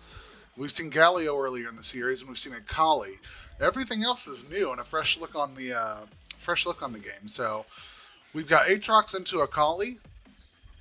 That could be a very dominant game for the Aatrox. His ability to push a wave, take CS, and also to beat down champions, for lack of a better word, cannot be understated. Now, Akali can get onto the backline and take care of a Sona, an Ezreal, or a Kha'zix, but against the Aatrox and the Galio, I think she will have a little bit harder time trying to chunk them out in the fights. Kha'zix and Volibear. Kha'zix is a skirmish fighter. He wants to run into somebody in the jungle. He wants to get that isolated damage and blow them up. So I'm excited to see Kha'zix in this game. I think that it's going to be an interesting pick. If he can wait in between rotations and get the right setup for the pick, he can blow somebody up very easily. We've got Lucian into Galio. Lucian's a very strong mid laner right now. Galio is also a strong pick. The poke coming out from both of them is very high, but Lucian having the range potential over Galio does put him in a little bit of a disadvantage for the laning phase. I think they're looking more for Galio in the team fight section, so I'm excited to see how that breaks out. We've got a Kalista into an Ezreal. Both of them relatively mobile ADCs. A lot of damage coming out from the Kalista, a lot more of that hyper carry kind of attack speed based champion, whereas Ezreal wants to just land skill shots all day long. But he's also a little bit more mobile than she is. So he has a potential to make sure that he's positioned properly throughout a team fight and help to get himself out of some sticky positions. And then we've got the Sona with the Taric. Now, Taric's a great support. He's able to put out the stuns. He's able to put out the heals. He's able to put out the invulnerable shield with his R. But you've also got a lot of CC wrapped up into Sona's R. You've also got a lot of heals, movement speed, and poke drop down. She is one of those all-around good supports. So I think between the two, we find ourselves in a position where you've got a team that really wants to get skirmishes, take fights, and try and turn the favor in their tide from the side of Goon Squad Gaming. And you've got a little bit more of a front-to-back team fight comp set up on the side of Genius Uprising.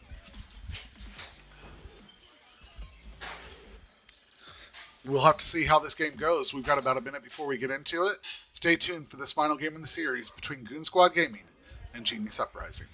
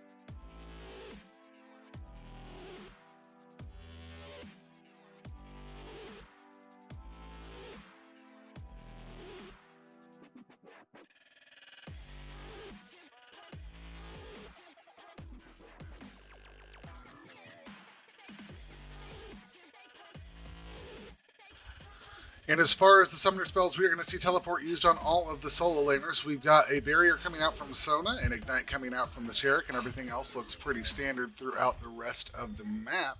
So as we get into this final game of the series, we will see that everything is looking pretty normal.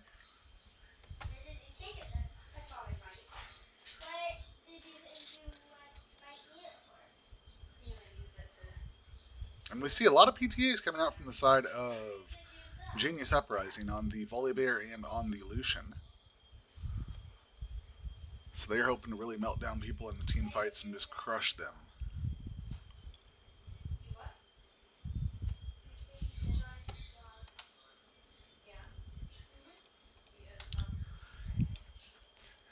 And both teams will go ahead and load onto the Rift. As they do, let's see what they buy and how they plan on using these champions.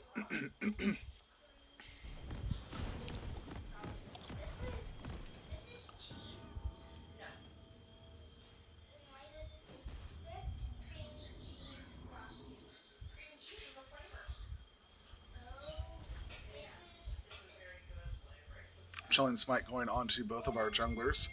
Everything else pretty standard. Both teams going to 5-point out here.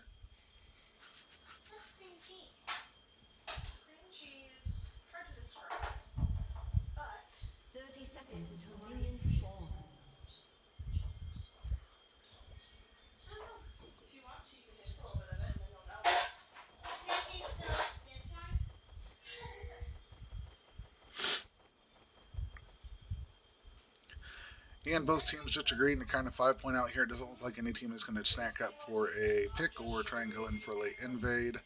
It does look like the Kha'zix is going to go drop down some late vision here. Lucian going to come over, spot him out. Nothing more will come of that as Akali also tries to match up.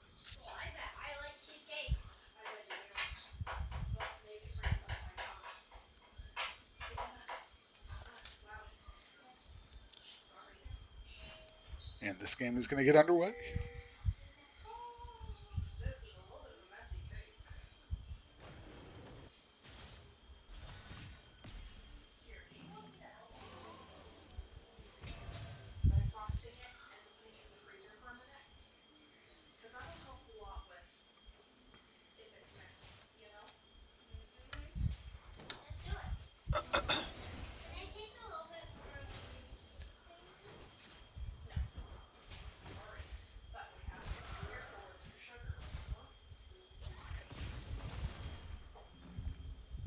remember this, Lucian has a ranged advantage into the Galio, so I expect him to take quite a bit of poke trying to step up to this CS.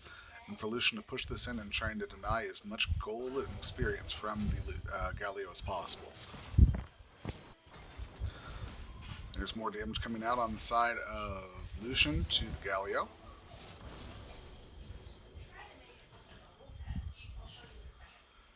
And that is the plan. As you can see, he is up almost an entire wave already at just 2.5 minutes into the game.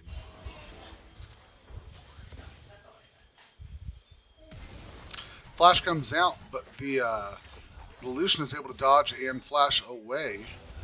Looks like there was a gank from the Kha'zix coming in. He takes a little bit of damage, but he's still in a very dominant position. And the Galio, if you'll notice, barely has any health. He's going to have to back early here. And he's only got 2 CS. That feels terrible.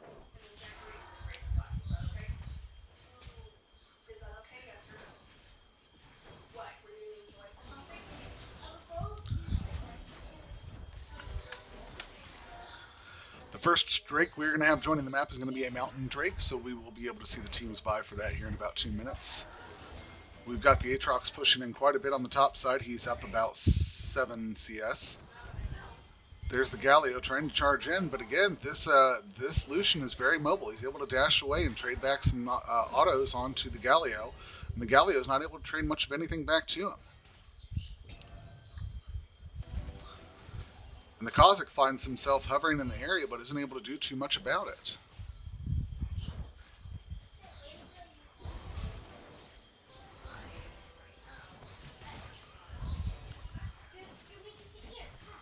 Everything pretty equal in the bot lane, considering. Up a little gold thanks to the Taric, but nothing too crazy there. This Lucian is continuing to abuse the Galio. The jungle's relatively even, and the Akali catching up now, but there is a large wave stacking up for the Aatrox that he is not going to. He's not going to be able to not take that, so he's going to go ahead and catch up and take the lead here.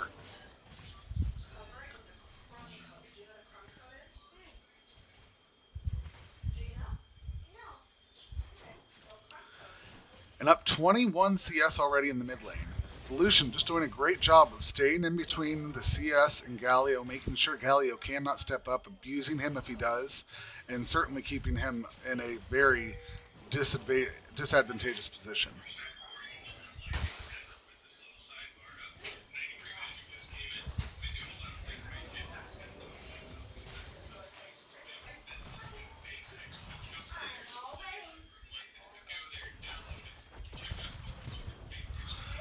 And the first blood goes over to Aatrox, and he is able to lock up the kill, and the turret shot will wrap it up. He will get the first kill onto Akali. That is Goon Squad locking up the first kill in this last game of the series.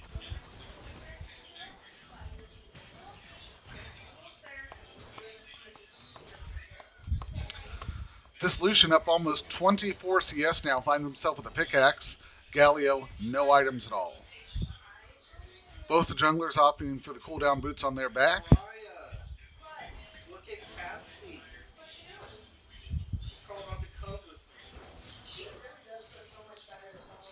And the side of Genius Uprising finds themselves a little bit more poked out. That Sona gives them a lot of sustain in lane.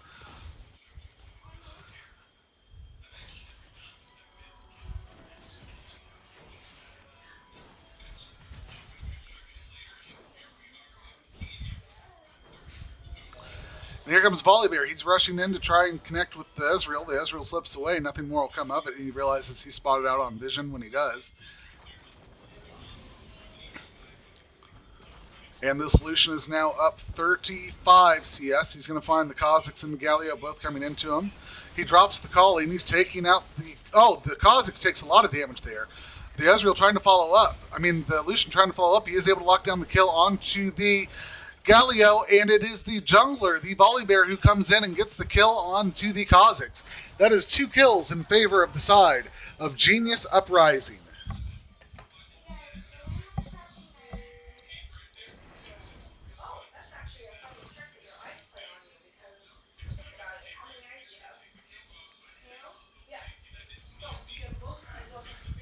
And this game's already off to a spicy start. I love to see the trade kills coming back and forth, the junglers getting involved.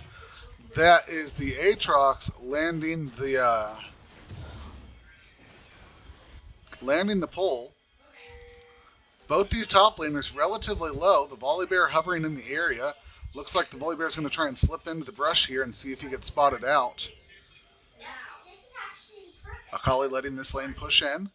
Aatrox trying to be respectful of the volley, maybe not knowing where he's at. There's the engage. The dash misses.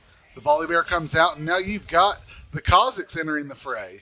The Kha'zix is not going to be doing any kind of isolated damage, but it won't matter if he's healthier than the rest of these guys. He now stands in the bush. And we got a fight brewing topside. Here it comes. Akali going to be able to get back. This could be a cheeky, sneaky little back. That's the jump from the Kha'zix. The Shroud comes down. The Galio ult coming out. He's going to join the fight, and now it's a 2v3. Akali's able to stay away. Volibear absorbing some of that damage, taking quite a bit. Finds himself getting chunked out, but now you've got Lucian in the fray. He gets the kill onto the Aatrox. The chase is turned, and the Akali manages to dash away. That's the kill onto the Kha'zix. It's a 3v1.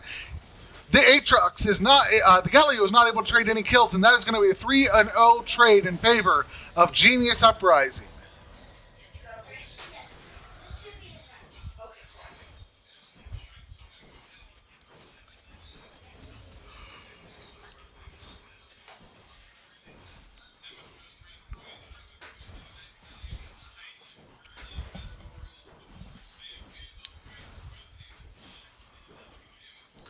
Kalista out CSing the Ezreal now, up almost 13 CS. The Lucian out CSing the Galio by almost 50 CS at 9 minutes. He has only managed to get an Arm Guard Seeker and some boots. Meanwhile, the Lucian is setting on a pickaxe and Berserker Greaves. And he's not afraid to play up. He's at 2-0 at this point.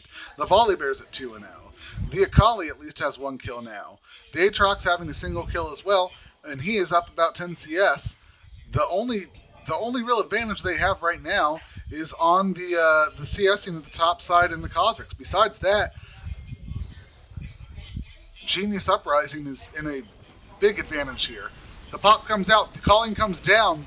There's 3 people here now. He's getting dove. He will fall to the Aatrox. The teleport comes down from the Akali. They might try and pinch this Galio. She's waiting in the area. The dash comes out.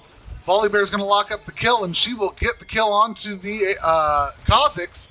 Now we've got an Aatrox in a 2v1 position he doesn't want to be in. A lot of damage coming down, and Volibear will lock up the kill onto the Aatrox. That is a 3-for-1 kill in favor of Genius Uprising. The Goon Squad gaming team now finds themselves down about 3,000 gold. Meanwhile, Genius Uprising starting this mountain drake. A little late, but better than never.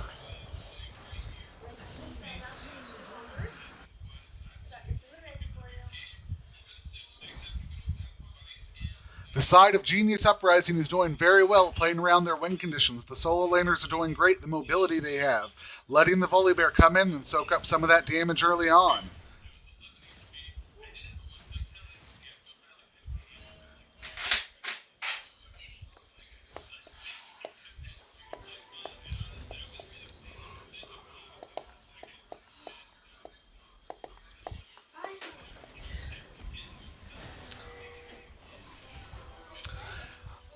The Lucian is still up almost 50 CS at this point in the game.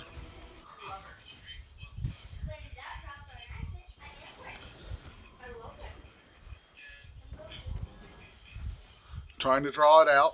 Doing very well playing this Lucian, making sure he misses all the knockups, making sure that he stays away, he chases in, and he's playing around the abilities of the Galio. Very well played from Skarasox. Or Skara's Sock.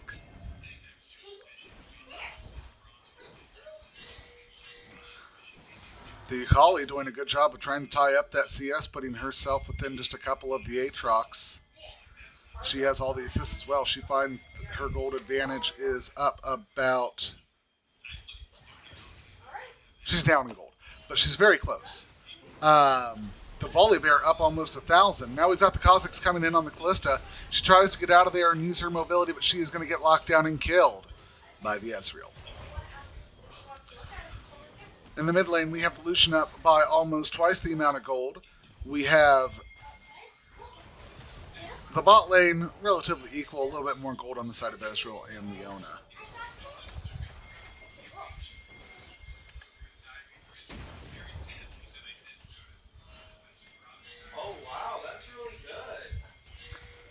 And pings coming out left and right. Kha'zix being targeted in the enemy jungle. The blue buff from the enemy side going over to Akali. Kha'zix going to get caught out. The stun will come down. It will land. The calling comes out of the Lucian. A little damage will come through onto the Kha'zix, but nothing more will come of it as he will run back to lane. Akali taking the dash in. World Ender popped on the Aatrox. He flashes, but he will miss on the Akali. Akali taking a lot of damage now. Aatrox finding himself in a very unfavorable position. He maybe finds himself in a bit more favorable position than it looked like.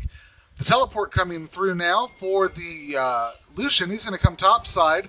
The Aatrox will back off respectfully, but Volibear's in the area, and we could have a 3-man dive under the top side blue tier 1 turret. Aatrox hovering out of the area. Rift Herald going to be dropped, and this could be the first turret falling down at just 13 minutes in the game. The Rift Herald crashes down, Ezreal up comes through, but that's the first turret going over in the favor of Genius Uprising. This Aatrox and the Kha'zix will try and make sure nothing more comes of it.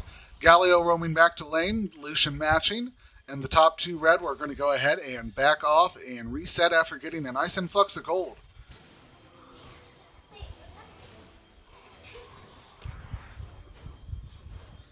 I don't know what happened there. It looked like the Taric wanted to absorb some of that poke left and right. The Kalista was forced to use her R to keep him out of there. I don't know if he froze up or just decided he wanted to take some of that. But we do see a pause coming through, and I think it's going to be on the side of the support for Nominee.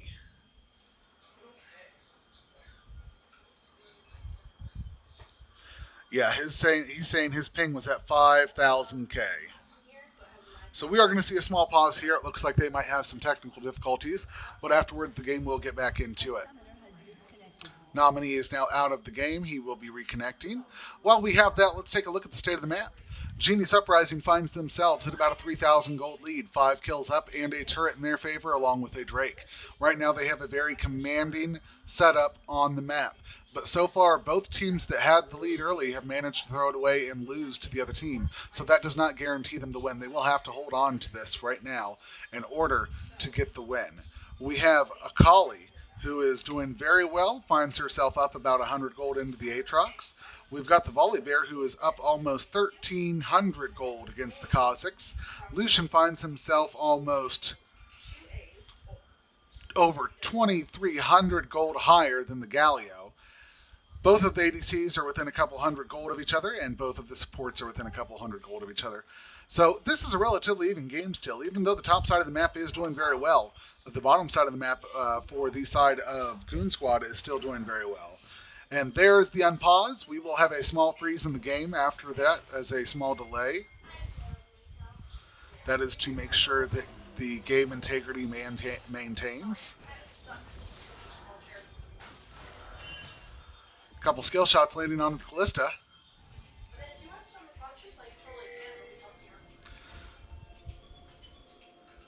And there's the freeze. We've got sweepers coming out all on the side of the bot side, red side bot of the jungle. 3-man stack up. They're going to get spotted out on vision. They'll see it. They'll clear it. And nothing more will come of it. Kha'zix going to hop away. And we've got an Infernal Drake joining us in about 45 seconds, which means we will see either a Cloud or an Ocean Soul in this game.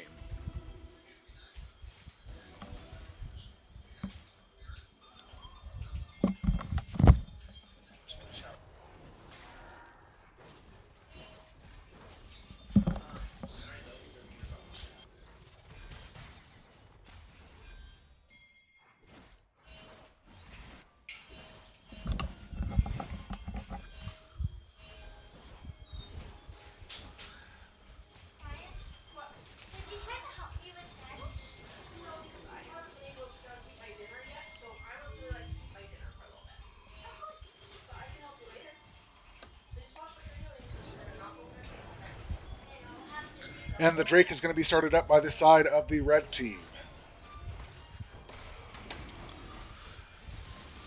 That is Genius Uprising starting the Drake. The calling coming out from the Lucian, trying to keep the blue team at bay. They are able to lock up the Drake, and that will be 2 in favor of Genius Uprising. But we have a fight breaking out now. Kha'zix trying to output some damage. The Lucian taking a lot of isolated damage, and he will end up being able to survive, and they will get the kill onto the Kha'zix. And now the Galio will fall. The Leona has fallen. The stun comes through onto the Ezreal, and he will fall. That's a 4-0 trade in favor of the Genius Uprising team. They now find themselves here with about 12 kills to 3. They're up 5,000 gold. They have 2 Drakes. They have a turret, and they are knocking on the front door of this bot tier 1 turret. Anything could happen. There's the pullback. There's the damage. Nominee taking quite a bit. He's going to run away. Kalista the whole time just putting out damage onto the Aatrox.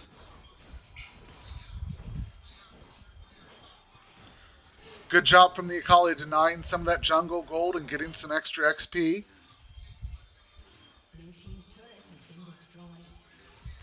Blue team will lose their mid-tier 1 turret.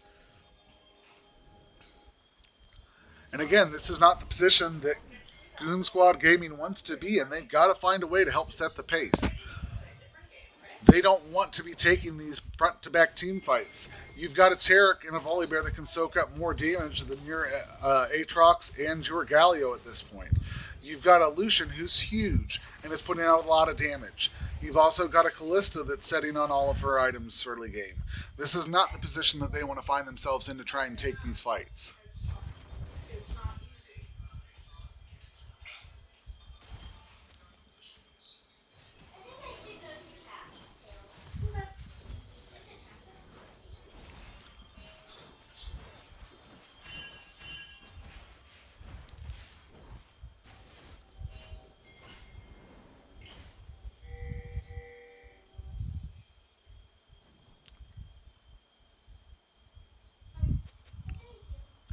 And right now, both teams clearing vision.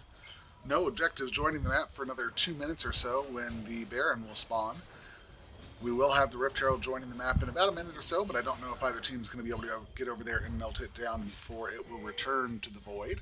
We have the Ocean Soul going to be, or rather the Ocean Drake, it will be an Ocean Soul to either team that completes it, going to be spawning here in just a couple moments. But right now, both teams kind of agreeing to farm it out.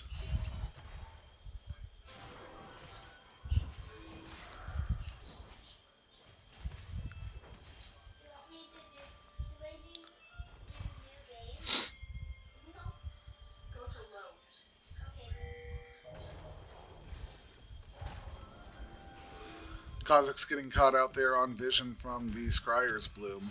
We've got 4 members of the side of Genius Uprising on the top half of the map, as it looks like they are going to be hovering for this Rift Herald to spawn to try and grab it before it returns to the Void. Remember, if it takes damage, it will stay out until 1950. If not, it will fall off at 1920.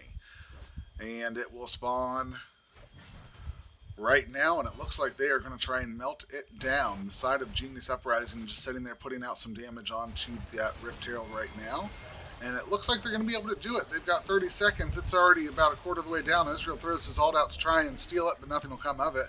And that will be the second Rift Herald going over to the side of Genius Uprising.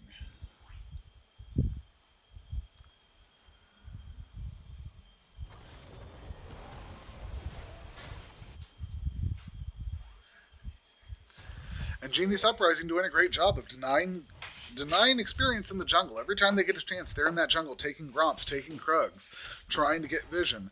They're doing a very good job of making sure that they deny this Kha'zix as much gold or experience as possible. The Volibear up 6 kills to 0 on the side of Kha'zix. The Akali 3-1 into the Aatrox 2-2. The Galio 0-4. This is becoming quite a game. Now up 6,000 gold, up 9 kills, 2 Drakes and 2 turrets. The side of Genius Uprising is in a commanding lead.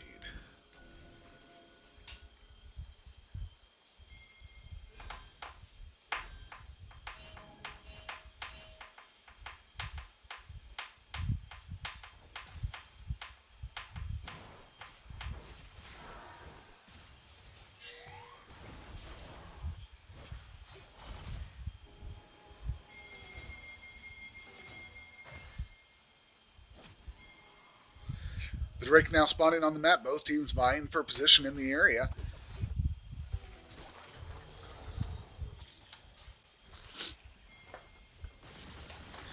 The calling comes out from the Lucian.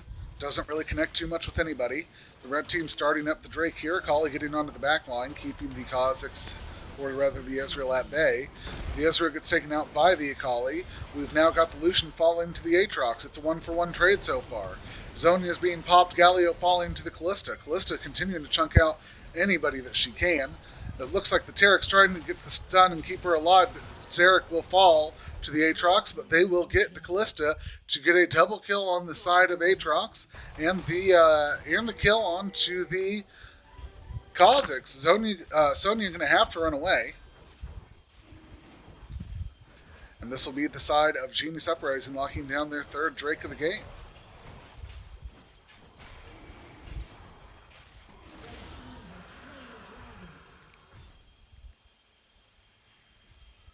Teleport coming through for Lucian. Ping's coming out towards the Baron.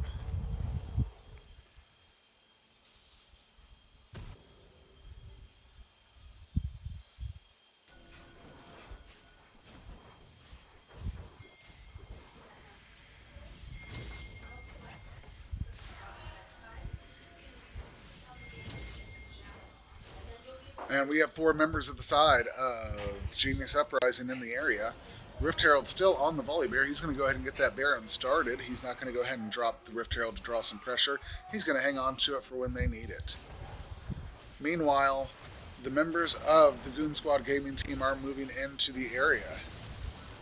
There's the calling out of Lucian. It doesn't connect too heavily. The Galio ult comes down. Akali is able to get onto the back line and she kills the Sona. Lucian is able to kill the Kha'zix.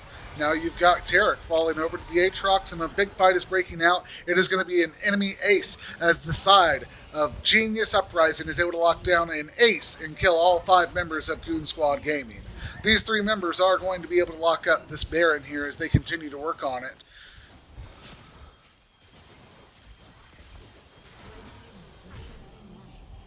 And that's going to be the red team locking up the Baron buff. Akali going to go ahead topside and push that wave in just a little bit, make sure it gets scooting along to deny some experience. Lucian afraid of absolutely nothing. He's going to go ahead and start just working on this tier 2 turret.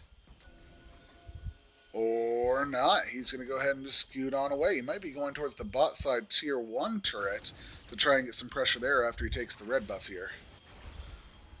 We do have lots of blue members in the area, though. He finds himself outnumbered, and he will skirt away with his life. These teams have had quite a series of back-and-forth games where Genius Uprising won the first one, Goon Squad won the last one.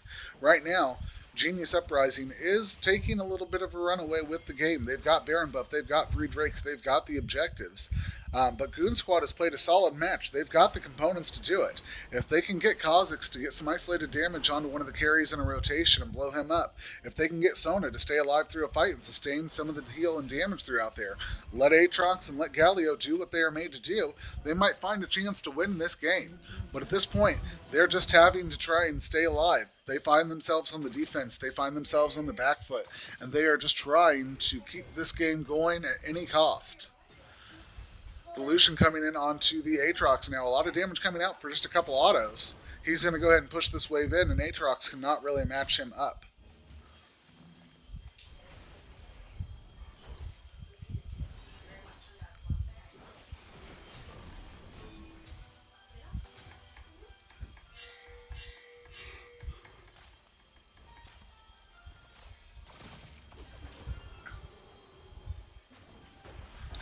This Akali going to go ahead and dive under turret, put out some damage. The Sonia's comes out.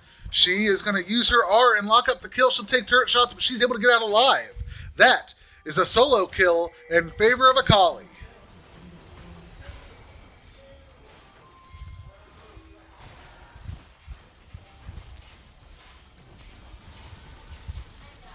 The calling comes out, and he puts a lot of damage onto the Aatrox. He's burning him down. He will get the solo kill onto the Aatrox.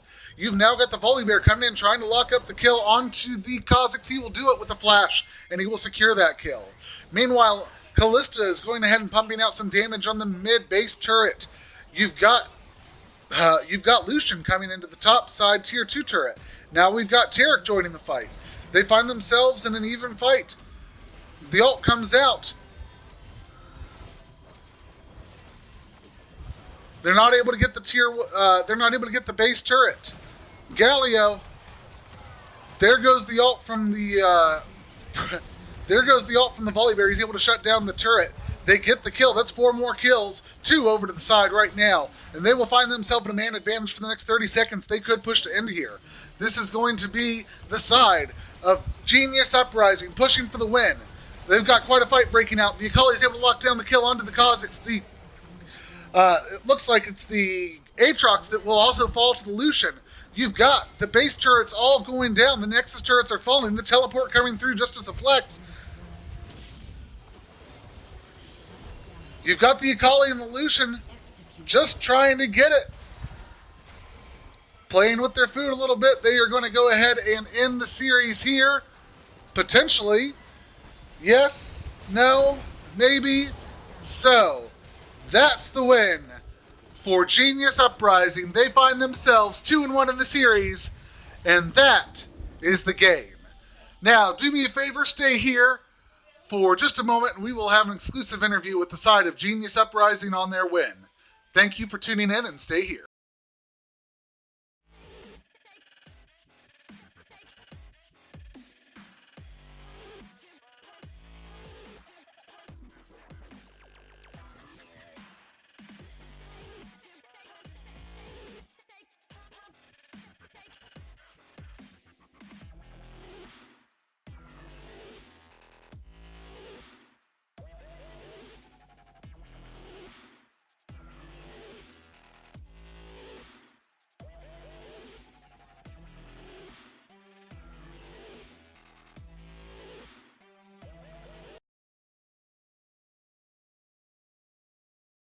Oh god.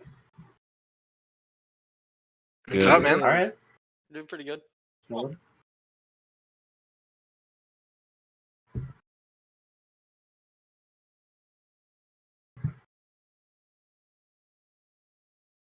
Glad to go 2-1. Glad to win at least. Yeah. We got that win back. these were rough games. We kind of griefed the second game. Happened.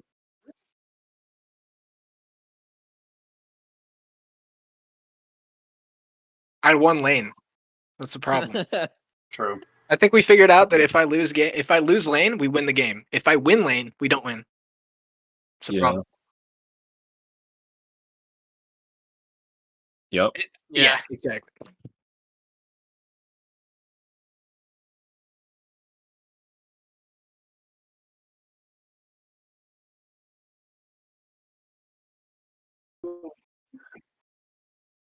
Yeah.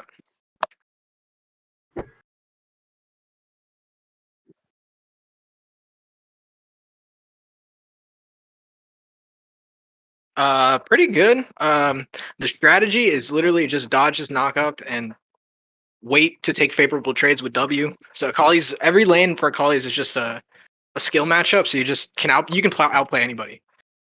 So that was my thought process going in there. Aatrox not gonna be that hard as long as it's not Ornn. I'm good.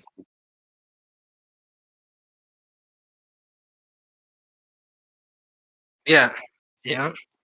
Just sidestep a little bit. Yeah, yeah, yeah. Thank you.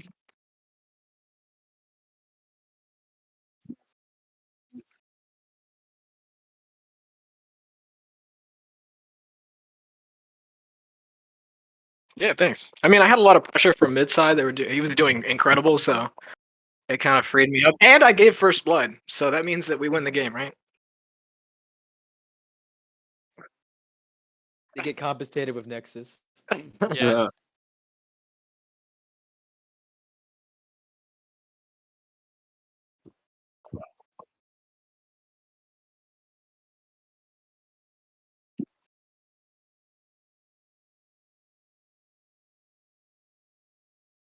Mhm. Oh, Man, that game one was. Whew. thank you, thank you.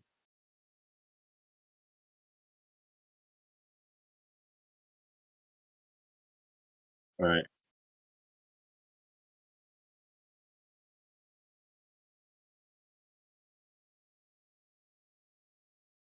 I just like to play ballsy, and I have a lot of confidence in my ability to smite, and I felt like the team had my back if I ever fucked it up, so I just went for it. I mean, you did a good job. You were able to trade out, get the Baron there, and that was, I mean, you got Baron twice during that game, so it was really well played. But yeah, when you stole that Baron, you'll see in the video, I was screaming my head off in favor of you That's why guys. we won, because he stole it. I think we would have lost if he didn't, because that's Oh. when we started swinging. That's exactly when it started to turn around. Was when you guys Yeah. got that Baron and were able to start putting some pressure. It gave you a gold Yeah. spike. You were able to kind of get some things going for you. If you hadn't got that, I think game one might have gone in Goon Squad's favor. Mid, Lucian. Oh god. Your Lucian, Oh, yeah. your Lucian was beautiful, bro. Throughout the whole match, you kept the Galio. He had to back at 2 CS. He wasn't able to get anything off his first back. Yeah, what's Go ahead. I don't know. It's literally like no counterplay. Only counterplay is jungle, so. No, you did a really good job. I know that they brought Kha'zix into you a couple times. You were able to skirt away, drop your calling, and trade that kill out onto both of them, and that little mid fight that came out. So you did a really good job of playing that out. You had great team fight presence. You were very mobile, running around the map and making things happen. But you did a really, really good job with that Lucian play, and that was probably like my player of the game was you for that final game in the series. So really well played there. Bot. So I noticed you played Lulu twice in the series, then you switched over to Taric that final game. Yeah. And I really kind of liked that. But were you trying to take Lulu to deny it from the Kaisa pair up, or were you trying to do it with the Ezreal pair up? We kind of just thought, oh, Lulu's broken, but then we realized, oh fuck, we have Ezreal. So the matchup, we kind of just realized what we did afterwards. Okay, gotcha. It wasn't really. It was if anything, it was more of a denial than. Then like a pair We up did it with for the real. Ezreal Yeah. per se. Yeah. Okay. And in game 2, I noticed that you had your ult taken a couple times from that Sylas and turned around on you. That had to feel kind of bad seeing your own ult used against you a couple times in those team fights, swaying it over in their favor. Yeah, we.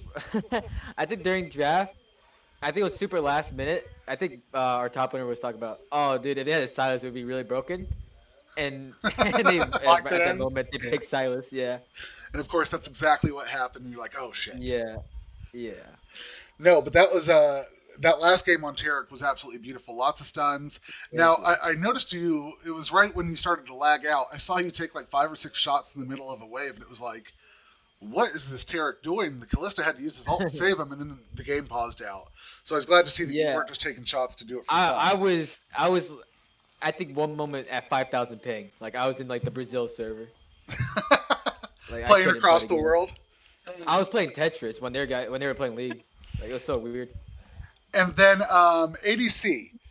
You played 3 different champions. You were on Ezreal, you were on Xayah, you were on Kalista. Each one of those champions, relatively, I mean, you've got the Xayah ult that gets you out of a lot of sticky situations, the Ezreal blank that keeps you away and allows you to position how you want to, and the Kalista that, while she's autoing, has a lot of mobility as far as that going. What were you trying to do the whole game in terms of your picks with positioning, and how did you like your picks for the team fights? I liked the Ezreal pick in game 1. Uh-huh. It allowed me a lot of leeway to just farm up and scale for late game. However, that's not really what happened. I mean, some of your ults were really cracking there at the end. You took, I forget who it was that you took down to half health off of just a single ult at the end, towards the end. I think it was Kaisa. Yeah, I think that kind of won us. Yeah, that fight. She was super chunk, so she couldn't posture. Yeah, it was. I mean, you were starting to put out a lot of damage towards the end, so you did do a good job of farming up and hitting that power spike. Yeah, and in game 2, it was just kind of all over the place because Illoai wanted us in one spot, but we also wanted to kite. It was kind of weird. Our front to back was really strong that game with Kayle, and I felt like we really shined in fights where we could just front to back. I definitely agree. Having Kayle on the team, like, I was excited about your team fights. I just think the problem with those fights was they had Illoai and Leona, and so they just had that tanky setup, that little bit of slowdown, that extra bit of CC, so that if you guys tried to kite back and they got a single piece on you, there wasn't much you could do there in that second game. And then the third one with Kalista. How do you feel like that game went? I thought that game went really well. Kalista pairs really well with Taric, and we kind of just been practicing that bot lane. Okay, so that's something that you guys have been working on for a little while and decided to bust out. Yeah. For the first two comps, the Calista Ter- I think the first game we got Taric banned out, so we couldn't pop that one out. Mm-hmm. But the second game, what did they pick for the bot lane for second game? For the second game, they picked. Give me just a second. I have it here in my notes. For the Oh, second game, they Ezreal, picked Leona. Ezreal and Leona. Mm, I think it would have been fine, but definitely game three, we just wanted to pull out something we were comfortable with. Didn't really matter like what matchup we were against. Okay, so you just wanted to go more comfort than like necessarily trying to Yeah, counter or play around something. yeah, because if you saw like the first two draft, the bot lane picks were kind of awkward. A And little then bit. we decided to practice like a duo, like combo that like during team practice stuff like that. Well, I mean, overall, it worked out well for you. You guys were 2-1 in the series. You won the first game. You won the third game. Thank you very much for letting me stream the series. Thank you very much for doing a little interview with me afterwards. I appreciate it. And congratulations on your win in the series, guys. Thank you. Good job. Yeah, thanks, man. All right, everybody. Thank you very much for tuning in to my stream. I'm Charles Elroy. That was Genius Uprising talking about their 2-1 victory over Goon Squad Gaming. It was a hell of a game. You'll be able to catch it here on Video On Demand and on my YouTube. So thank you very much for tuning in. And if you haven't done it yet, hit the follow button. You'll be able to catch more content like this almost every night of the week. Thank you very much and have a great night.